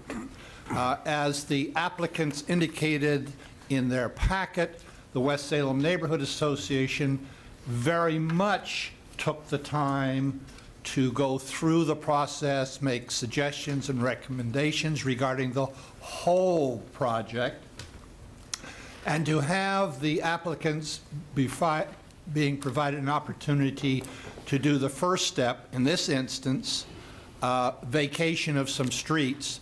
I think it will have to fall on its own merits, but I urge and encourage each of the council members to support this public process of communication over this land use issue. Thank you very much, Madam Mayor. Thank you. Any further discussion? All right, motion on the floor. All those in favor of the motion, please signify by saying aye. Aye. Aye. Opposed, say nay. Motion carries unanimously. Thank you very much. Okay, we're going to now deal with item 3.3D from the polls. It's my pleasure to introduce that item, and I'm going to pull it out of my binder here. This has to do with the city manager recruitment and selection procedure. And the reason I pulled this is, as we've discussed previously, our selection process will be a very detailed and exact process, and also a very transparent process. And part of that transparency is providing everyone, councilors and the public, with our recruitment procedures, which are detailed in this item 3.3D. So that is available for everyone to read online, and those of you who have it in your hand in hard copy. It's my pleasure to introduce to you Heather Gans, and she is with Waldron, which is the company with whom the city council is contracting to carry forth the actual recruitment process. So it's my pleasure to introduce Ms. Gans, and thank you for staying. I'm sorry it drug on so long, but that is the life of a city council and the life of a city manager. Yes. I know you know that because you've probably watched a lot of city council meetings. Welcome. Would you like to tell a little about yourself and your company's professional services? Absolutely. Thank you so much for having me. I appreciate it, and I appreciate you taking the opportunity to move me up a little bit farther in the agenda. That was appreciated as well. As I mentioned, my name is Heather Gans. I've been with Waldron for almost 8 years now. We specialize in social sector and public sector recruitments, primarily at the executive director level and above. Looking forward to working with you and the full council as we really develop a collective voice, if you will. We've had some discussions around that, and we want to identify some common themes and consistencies around that collective voice so that it can further define what the city is looking for in the next city manager and help guide the recruiting process going forward. So I'm very much looking forward to getting started. Good. Thank you. Councilors, as you're now meeting her for the first time, but you know you'll be all interviewed individually. We're looking forward to that as well. Councilor Anderson, did I see your hand in the air? Yes, you did. Thank you very much for coming down, and we look forward to your help. Could you tell us where your firm is located? Sure, we are located technically in southwest Portland, out by Washington Square, South Portland. So what Tigard, is- technically. What does that mean technically? Tigard. Yeah, I understand that, but technically sounds like you don't really have an office there. No, we It's a do. post office It's in number. Lincoln Center. Okay. Southwest Tom. Portland. All right, Counselor Anderson, enough. I am a lawyer, I'm sorry. Okay, It's thanks. Portland address, but technically the city of Tigard. Got it. Okay, perfect, thank you. All right, You're are we welcome. ready? All I right. I'm happy to know that they're from Oregon. That was my Yeah. main concern. Okay. All right, Counselor Anderson, now that you've Yes, I'm introduced yourself this way, You can be worried. your interview, Duly Be noted. forewarned, yeah. your interview is going to be particularly an interesting one. Okay. Any other questions or comments? All right, thank you. Oh, yes? Oh, I don't have a question. I do have another Okay. comment on this. All right, Madam please Mayor? then, go But ahead. if we could first, if you would make a motion, I will second it. We I'm can have sorry, I further thought discussion. that I hadn't done that. All right, I do move to accept the, actually, this is the recommendation of the council subcommittee. To accept the council subcommittee. Now I put the To adopt paper. a procedure for Thank the you. recruitment and selection. Thank you. Here it is. All right, to adopt this procedure for the selection of the city manager. Second. All right, it's been moved by me, Mayor Peterson, seconded by, as always, Councilor Benars. All those in favor? Oh, I'm sorry, discussion. It gets late after 9 something. It does, and this is really a lot easier than I make it look. All right. Yes, I'm taking copious notes. I'm sure you are. I may have missed this in the description here, but I'm glad that each individual city councilor is going to be interviewed, and I look forward to the process too. And I think that gets rid of some other questions I had about this, because now I see that each councilor will have input. And I'm presuming that the subcommittee that is already in place is the subcommittee that will continue through the process. Okay, that's perfect. Absolutely. Okay, and I also appreciate the opportunities here for citizen involvement, and I see that we've done that almost will at every be. stage of the process that can be done with the, the hiring process has to be private at some level, but everything else is open to the public, and I appreciate that. Thank you. Absolutely. Did Councilor Nanke, did you have your hand up? No, all right. Other questions or comments? Okay. Thank you very much. Thank you. All right, the motion on the floor, all those in favor of the motion signify by saying aye. Aye. Opposed, say nay. Motion carries. Thank you very much. Councilor Nanke, would you like to, let's see, do you have a motion on the next item of the polls, or? Would we normally do 5A or before we moved into those polls then? No, we're going to go and do all of the polls, and then we're going to do 5A.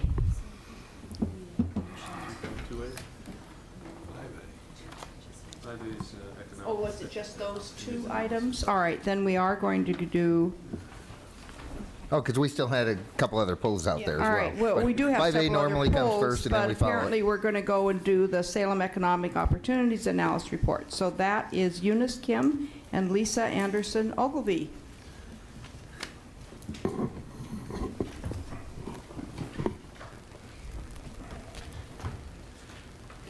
Light it up.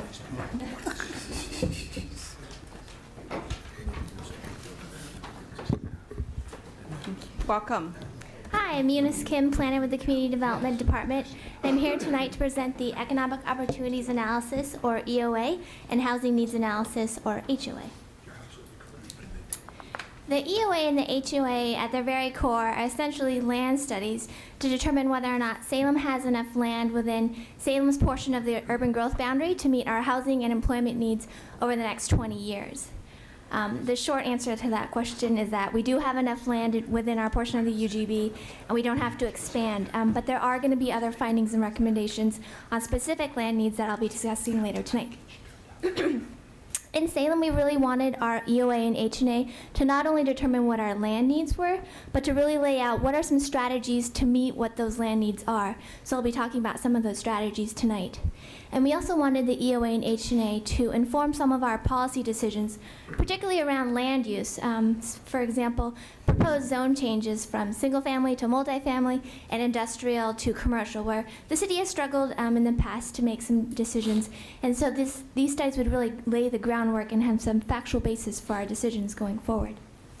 And lastly, the EOA and H&A are really serving a significant step in terms of updating our comprehensive plan, which hasn't been updated comprehensively since the 1970s. So our EOA and H&A project kicked off in January of 2014, and they really build off studies that were done in the region that were concluded in 2011. Those regional studies included Salem, but they also really focused on the region, Marion and Polk counties, Turner and Kaiser. And so those studies also were done before the economic downturn and before the data from the 2010 census were available. So those studies were not adopted by the council. These Salem EOA H&A are focused specifically on Salem, and we actually hired a consultant, Echo Northwest, in October, and we worked with an advisory committee of 21 members. We had counselors, planning commission members, neighborhood association members, representatives from community organizations, the industries of the development community, the home builders, counselors. Bennett, Bednarz, Benjamin, and Jim Lewis were also on that committee. And we met 7 times to get guidance throughout the project from them. The public was invited to attend, and many did. We did other kind of outreach to the public, whether it was through our website, we used social media, we presented at different community organization meetings, so we really tried to reach out to the public to let them know what was going on and give an opportunity to weigh in. The drafts were completed in January 2015, just a couple months ago. So the key finding from the EOA were twofold. We have enough industrial land to meet our employment projections over the next 20 years. We actually have a surplus of about 900 acres. A lot of that land is considered high value, and so that means it's really, the land has unique characteristics. It's flat, it's served by water sewer, maybe it's close to I-5, so it's really attractive to manufacturing and other traded sector businesses that we are trying to attract here in the city. And we have a deficit of 271 acres of commercial land, and 60% of that deficit is office, so we're really focused on trying to get more office space here in Salem. So based on those recommendations, the EOA makes several recommendations, or based on those findings, the EOA makes several recommendations. The first one would be to preserve employment lands for traded sector uses. So these are businesses that bring money into the community, and they typically have higher than average wages. This is in line with the city's economic development policies, which really try to seek traded sector businesses and attract them here to the city. It also makes sure that the investments that we're making in terms of infrastructure in some of our high-value land like Mill Creek go to support job growth. Another recommendation is to identify areas that should be allowed to convert from industrial to commercial. So again, we have enough industrial land, but we don't have enough commercial land. And so through these studies, we looked at what are some of the areas or characteristics of areas that could be applied or used to say this land could be converted. So for example, maybe there's an industrial area or industrial piece of land that's surrounded by residential or other incompatible uses. Maybe it's not flat, maybe it's not close to I-5. And so we kind of laid out some characteristics where they could guide policy decisions. Another recommendation is to identify areas in residential neighborhoods that lack retail development. There's some areas in Salem that are all residential. You can't really get to a good retail area. And so the idea would be to select some sites where the retail development could really serve those neighborhoods.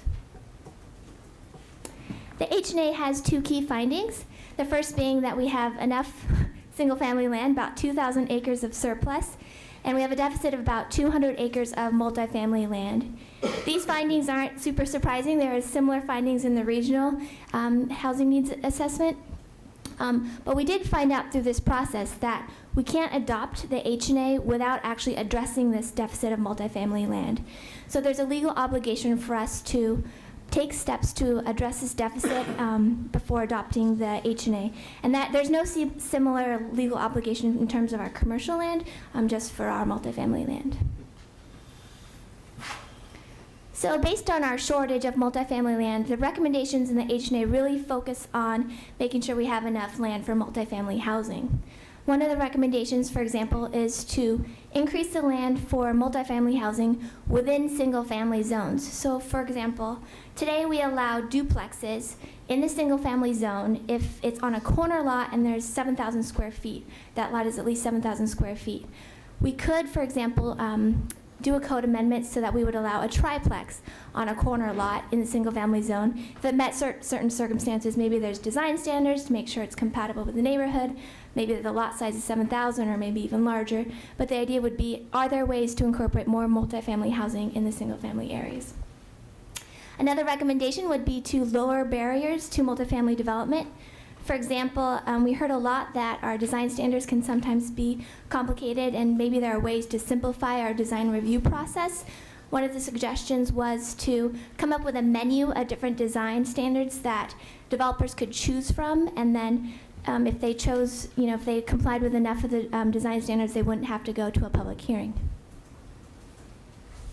Another recommendation from the H&A would be to increase opportunities for affordable housing development. And a good example of this, and something that we've heard a lot from the community, was to allow accessory dwelling units, or what is referred to commonly as granny flats. So in this picture here on the bottom left is a garage with an accessory dwelling unit or granny flat above it. The idea would be to change our code to allow these in areas that were appropriate. And last but not least, recommendation is to redesignate or rezone land from single family to multifamily. And the result of this would be city-initiated zone changes and comprehensive plan changes. So staff, given all the recommendations, plans to bring the EOA to the Planning Commission and the City Council this summer for adoption. And this would include changes to the comprehensive plan policies that have to do with the EOA, economic development, commercial development, industrial development. And essentially these changes would update and revise, kind of make them today, our economic development policies, and also kind of bring them in line with our economic development policies currently. After we adopt the EOA, staff would bring and put together a work program that really lays out how we would address our multifamily deficit. And we anticipate that having kind of two steps. The first step being code amendments, so everything from accessory dwelling units to maybe allowing more types of multifamily in the single-family zones. And the idea would be to work with DLCD to see if we could, through these code amendments, kind of chip away at that 207-acre deficit. And that way, when we got to rezoning or redesignating land, it would be a smaller amount of land we would have to tackle that issue. And so both of these steps would involve a lot of public input. They're going to be processes that take a lot of time and a lot of public engagement. So we're anticipating that taking some time. So the full EOA and H&A are available online, and you have the summary document in your packets. And that concludes my presentation. Thank you.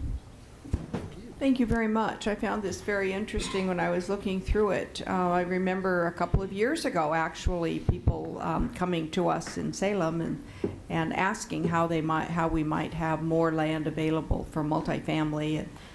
Discussion certainly pertinent now. Are there questions and councilors' comments? Councilor Benars, followed by Councilor Anderson. Thank you. I was on the committee, but I just want to hear from you a little bit. We've heard a lot, and I'm getting an increasing number of people asking me about tiny houses. In reference to accessory buildings on properties, can you address that issue? When we talk about mother-in-law flat, are we also talking about a tiny house? So what we're talking about is the accessory dwelling units, mostly the detached units. So there would be a single family existing and then like a separate unit on the lot. Sometimes tiny houses are referred to as just like a small house on a lot, which is already allowed by our code. Well, actually, it comes down to a lot of times that it's also a pod of tiny houses, just like you would with the food pods, same thing, where you might locate several. And they travel around. Yeah, we have discuss really that. discussed that yet. I think it's something that just needs to be looked at and talked about, because it is It out could be there in the part of the community conversation. being talked about. All right. Counselor Anderson? I really appreciate your strategies for fixing the difference between we have too many of some type of land and not the other. My question is about the industrial land. As I read your report on page 26, there's 1,945 acres of industrial land, and is that the and then 900 of that is excess? I know the excess is around 900. Yeah, well, that's clear, but I just, if the total is, as I read it, 1,945, that's on page 26.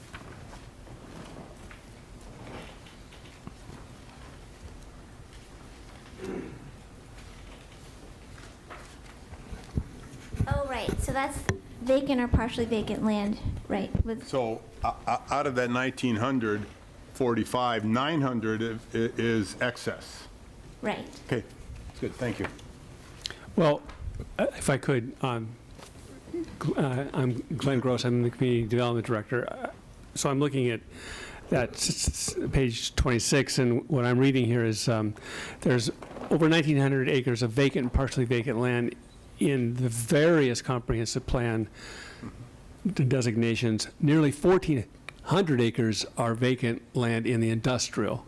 So what we're saying is that that's about 900 more than we need. Okay, 1,400 is 900 more than we need. Okay. Yeah. Right. Of the 1,400, right. Yeah, okay, thank you. Yeah. Thank you. Counselor Dickey? Thank you, Mayor. I have a number of questions. So the first one, I'll just relate back to the accessory dwelling unit. I'm interested in knowing, is that something that could potentially be partitioned off at a later time? I mean, years ago, I lived in a unit like that I rented, and I had next door neighbors that had originally been built for kind of as the granny flat, but it had a separate property owner. But we were very close. We shared a sewer. I won't even go there with some of the issues that we had, our sewer line. But anyway, so is that something that the potential to partition off at some point? Or is this something like you can just do this on your property and it's not partitionable, if that's a word? The intention, I don't think, was to create additional lots. The intention was to create additional units on the lots or make conforming existing units on lots. But in terms of the regulations, how they would be set up, parking be required and all that kind of details would still need to be worked out. Okay. And follow-up?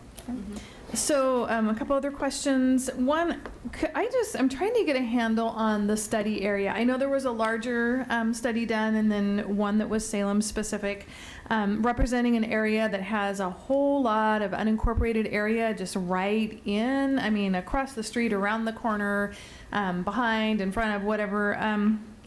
I'm trying to understand if our Salem specific one actually just landed right in the city limits, or is that how that worked? Can you explain that? It's in Salem's portion of the UGB, so it's beyond the city limits. But it doesn't include Kaiser's portion of our urban growth boundary. Okay, so essentially west of I-5 and north around Kaiser would be separate from the rest of the UGB. We dealt with the rest of the UGB. Okay. All right, thanks. And I just have one more question. So I'm interested in the idea of converting industrial land into retail space or retail commercial. One of the things I saw, an example that you gave in here was possible location would be West Salem, developing areas of South Salem. And as you probably know, we're doing a study on the Portland Road Corridor right now, and Eco Northwest is working on that, and they've just done a market analysis. And I haven't received the report yet, but they've done, some of that report shows a lack of retail, a need for retail. And there's some retail space, but it's kind of awkward. It's not we'll have to do something with it to scale it down to what's needed for the area. So I'm just wondering if where you said West Salem and South Salem, is that an example? Is that kind of the areas that you've kind of identified? Those are just examples. Okay. So any sort of process going forward that would actually identify sites or areas would be more comprehensive. Okay. So I would just want to say I'd like to, once we get that Portland Road study done, really compare to these findings here and just see if there's overlap, if there are some things, or there may be things we can glean from this, the comprehensive study here for that Portland Road area, because we're, this is a lot of what we're doing, only a little more comprehensively. Great. Councillor Bednarz, and then Councillor McCoy. I think somewhere along the way, just to answer Councilor Dickey's question, I believe most of the west half of Portland Road is industrial commercial at this point. Not all of it, but a lot of it is. And the east side is retail. And the question is, north of the underpass and south of I-5, how can you revitalize that area? And one of the questions I've been posing, because I used to do a lot of work out there, was to change the zone over to CR, commercial retail. Actually, my question that I really wanted to ask had to do with the, back to the industrial land. And it had to do with, we have 900 acres too much of industrial land. Can you tell me at all how much of that might be Mill Creek Corporate, or could be, or how big Mill Creek Corporate is compared to that surplus? Go ahead. Rick Scott, Interim Urban Development Director. We have about 488 acres at Mill Creek.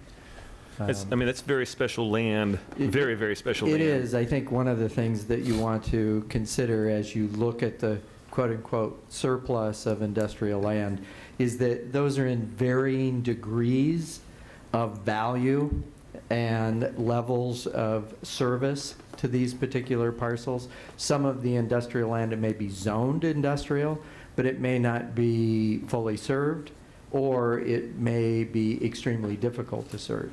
And so I think as you look at the total, when you look at Mill Creek, that is developable land. It's ready to go, it's certified. So it has high value. And I would argue that a large portion of this other land may not have that same level of value. You're hitting the nail on the head of what I wanted to see was caution when you say I have 900 extra acres of industrial. Yes, however, and then there are some howevers in there. Thank you. Can I just add something? I think that's one of the reasons our consultants and our advisory committee did say that we should preserve some of our kind of high value land, employment land for traded sector, recognizing that we have put investment into infrastructure and things like that. We also, for Mill Creek Corporate Center, have requirements that it can only be used for manufacturing-related jobs.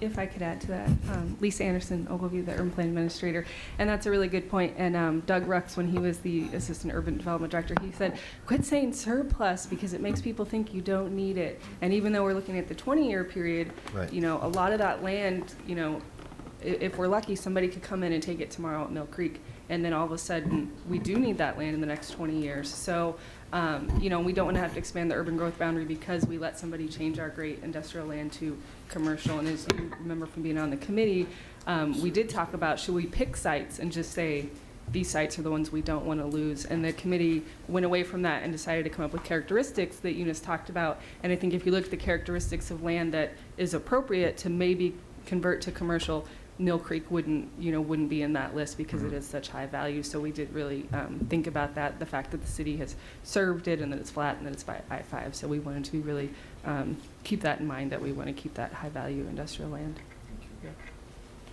Councillor McCoy, and then Councillor Bennett. So the deficit of multifamily land, is there a time frame for solving that issue? Getting enough land? There's nothing. There's nothing in law, nothing required. Well, as far as I know, there's not a mandated deadline for us to address the surplus. We need to do it. We know we need the land. It's important that we work on it, but we're not under a specific deadline, I don't believe. Is that correct? Right, and we just have to initiate the process with the state so that our planning period, which starts this year and is 20 years, doesn't get old, so we can keep that data and don't have to update it. But as long as we start the process by just telling DLCD essentially that we're going to start the process, we're okay. Okay, so there's, interesting. And then, as I make sure I understand, townhouses are multifamily, right? Are they? Typically, a one and two family structure would not be considered multifamily, would be considered but basically single Be family. a row of townhouses would. Yeah. No, because they're individual units that just happen to share a wall, basically. Zero lot line type. Okay, somewhere, okay, thanks. That's somewhere in there I read that. If it's 3 or more units, it's considered multifamily generally. Yeah. For this, can I add some? Yeah. For this study, duplexes actually were counted as multifamily? So under our code, under our zoning code, it's different than what state law calls multifamily. So for this study, which is laid out by state law, we called duplexes, triplexes multifamily. So you're right, you did read that. I stand corrected. Yeah. I'm sorry. Counselor Bennett. Thank you.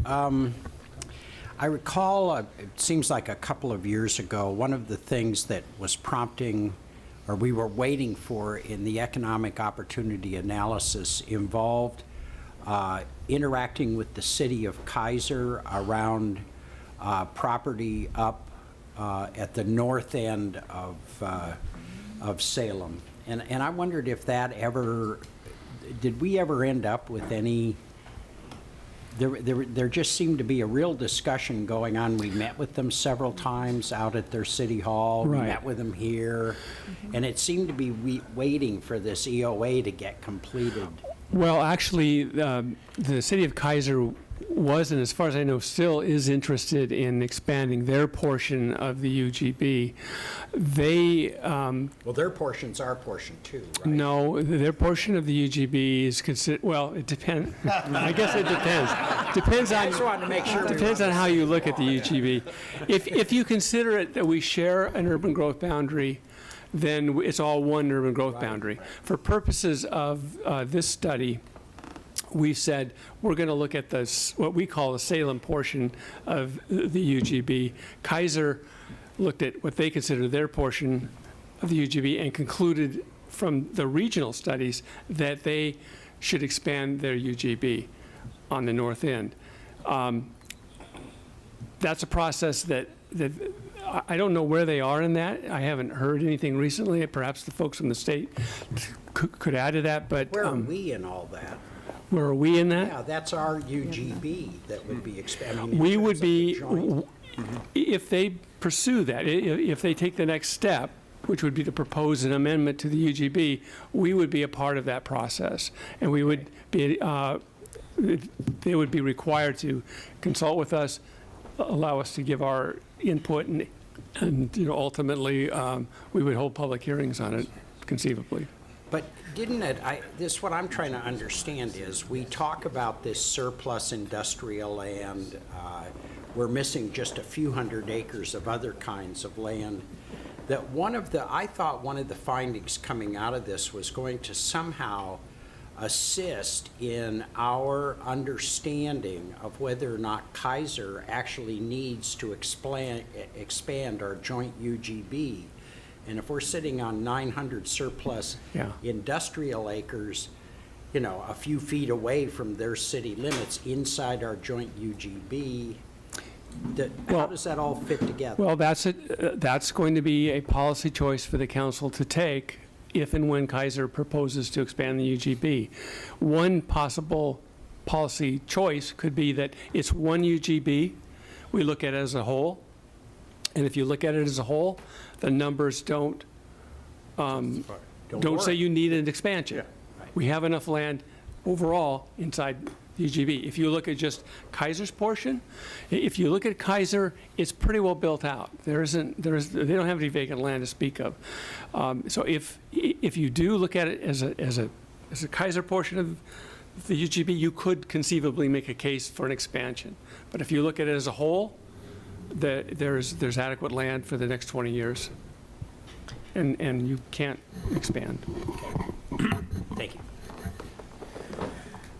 Counselor Nanke, then Counselor Anderson. Yes, Madam Mayor, and knowing that there's a lot of discussion and potentially we could spend significant amount of time discussing that, is it possible to bring back kind of next steps and where we want to go with all of this now that we've been introduced to it, just so we don't have to extend our time clock tonight as well and figure out the answer to some of those questions, even if it would be a work session? I think that would be a good idea, because there's really a lot more to that issue. There's a ton up there. We actually thought about having a work session versus this approach. We thought we'd start with this. Yep. We can certainly go into a work Because it gives us that first bite, and now we know. And I think the work session one is the issue with Kaiser's perceived need versus what we have in the combined urban growth boundary. Well, give us a little more discussion Right. potential on the granny flats or a teeny house in your backyard and how those are zoned in the state's eyes, and would 207 acres with a granny flat satisfy, and we're all happy to go. Yeah, code amendments, what would code amendments? Right. That's a lot of stuff they talked Okay. about tonight. It's good stuff. Okay, Counselor Nanke, is that it? Yep, just wanted to move us along here. We All got right. 11 minutes and We're 3 watching pulls the and an clock. ordinance, and Okay. I'm- Counselor Anderson, I am watching the clock because I don't want to have to start extending and more than we have to. Counselor Anderson, quickly. Thank you. I'll be What very is it? quick. Following up on both those, I'd be interested on how this 900 acres fits in the whole Kaiser Salem industrial urban growth boundary. You know, Okay, because so we may we're- want to save some of that if yeah, to just avoid right to here. avoid yeah It's like to we avoid want enough for 50 Kaiser years. wanting to say we'll expand their part of the boundary. Okay, so can we bring this back for a work session and call it good, or do we? Okay, we're going to call it good because I'm really watching the clock. Okay. All right, thank you very much. I really appreciate the staff work on this. I thought the report was great, and you can see that you've really captured our interest, and we want more. So thank you very much for all your work on that. Okay, we're going to go back to the other items that were pulled.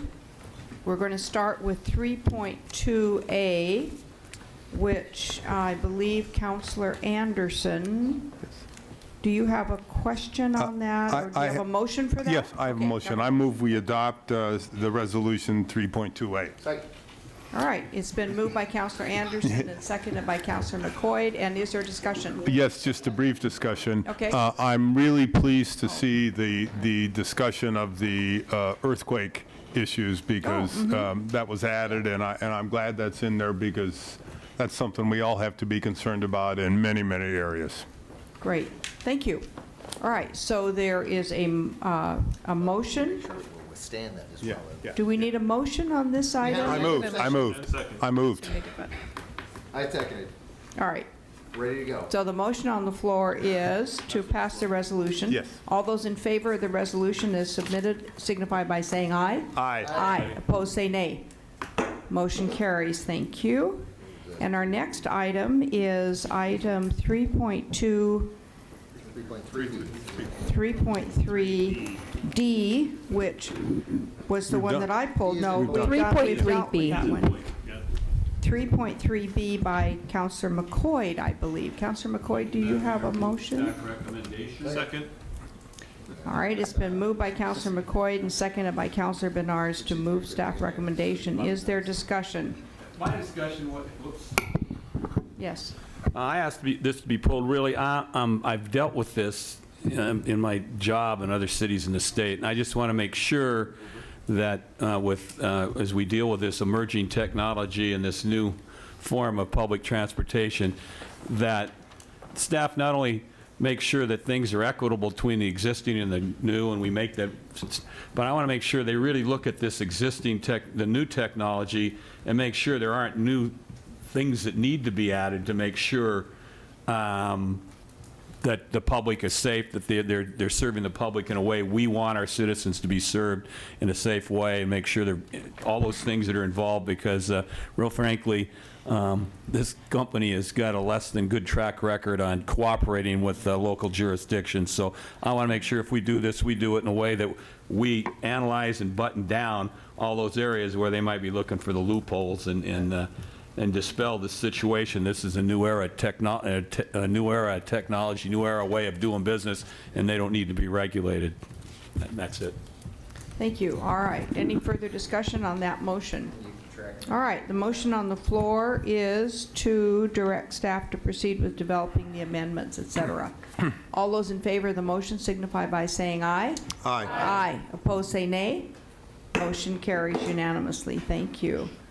I believe our next item is F, 3.3F. And Councillor Anderson, do you have Thank you. a motion? Yes, I do, Madam Mayor. Okay. I moved adoption or pass, I moved the recommended action for 3.3F. Second. It's been moved by Councillor Anderson, seconded by Councillor Benars, to move the staff Yeah. recommendation to authorize staff to submit the appropriate applications. Is there discussion? Councillor Anderson. Thank you very much.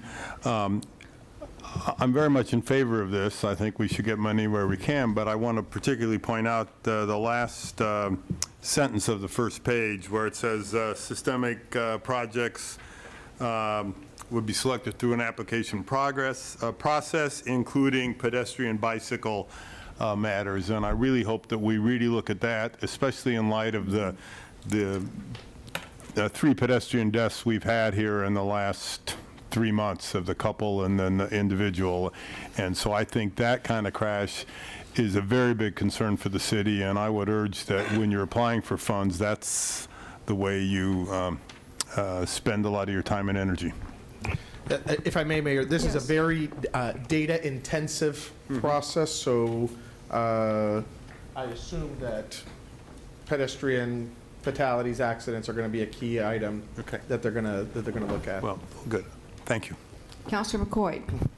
I sound like a rusty record here picking on you guys, but again, we get this on a Friday, I look at it on a Sunday afternoon when I get home, and we're asked to approve something with the deadline of the 27th that up until I walked in today had no specificity, and with requiring 7.78% local funding in the fiscal year 16-17 for something, so you're asking us to approve something with the financial impact of something else, and you've got 3 days to the end of it. It just, I don't understand why this is coming to us 3 days before the deadline with no specificity. Right, Councilor, and I apologize for that. This is a process. This is about as fast as we could have gotten it to you, given how the process has gone at ODOT. They're new to this process as well. What we are asking for today is for permission to apply. When we come back and actually have to allocate money, we'll be back and ask for permission for the money. So we're not asking for budgetary permission today, we wanted to alert you to it, we wanted to show you the projects. We recognize that this is not a good way to do business. On the other hand, there's an opportunity here, and even though ODOT has been, I assume it's as fast as they could do it. They're just running late as well. This is as fast as we could get it. We want to be in the game to see what we can get for the community. Anything that requires money, we'll be back to ask for. Okay, does that answer your question? Good, all right, thank you.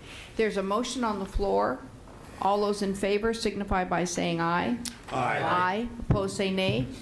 Motion carries unanimously. Thank you. All right, the next one is... The new one, 3.3? It's the new one, 3.3H, which has to do with the software upgrade, et cetera. And I believe Councillor Nanki, did you pull that one? Yes. All right, Councillor Nanki, I would move do you have staff a motion? recommendation. It's been moved by Councillor Nanki, seconded by Councillor Dickey. Hey. Very good. Yes, Councillor Nanki, do you have a Yes, motion? and we had talked, yes, I did. Yes, I mentioned all right. motion, and it was seconded. As far as, I mean, we do you have wanted staff discussion? to potentially talk about what the heck this was and where it was going, and Director Fernandez said that he would be more than pleased to Thank you. give us a Sure, quick... Mayor, if I may. We did produce a staff report. This is similar to the other issue. We just got word of this last Wednesday. As soon as we were aware of what it was, based on Mr. Honeyman's email from the League of Oregon Cities and the analysis that we made of what this may cost us, this was the fastest that we could get it to to the council for review and approval. You had the longer version of the issue from the League of Oregon Cities in the email that I forwarded you. There's a summary in the staff report and then the proposed letter.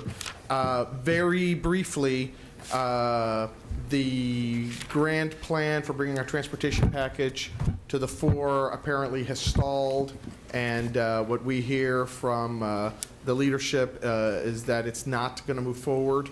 ODOT is going to bring forward the proposal to update the DMV software.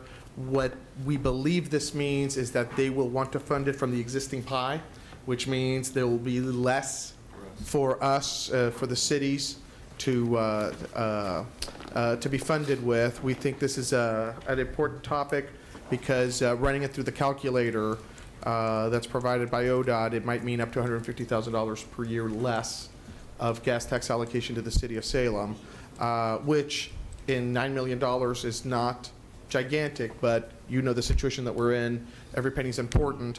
What we have proposed for the council is to support that the DMV software be upgraded, and apparently there is no question that it needs to be upgraded, but that the legislature do a compensatory increase in DMV user fees to fund it, and that it not come out of the existing pot of money. And that's what we propose to the council. There is a letter in here that we would ask that that you allow the mayor to sign. The letter is addressed to Mr. Honeyman because he is coming to the legislature next week as part of that. But we can also, now with this direction, we might also want to send a similar letter to our representation at the legislature, to our delegation, let them know that we feel strongly about this. Absolutely. All right, that's the motion on the floor. And with that, I would actually amend, that's a little bit fast, so we're still good. I have 9:58. I would move to amend that to include additional letters as may be addressed to others beyond Craig Honeyman. I agree with that, yes. Okay, so that's amended. At the concurrence of the second, which is Councilor Dickey. Second concurs with that. All right, the motion on the floor. All those in favor of the motion signify by saying aye. Aye. Aye. Opposed, say nay. Motion carries unanimously. Thank you. Good job. Still 9:58. All right. I believe we're done with all of those. Couple of We information have no reports. unfinished business. Information.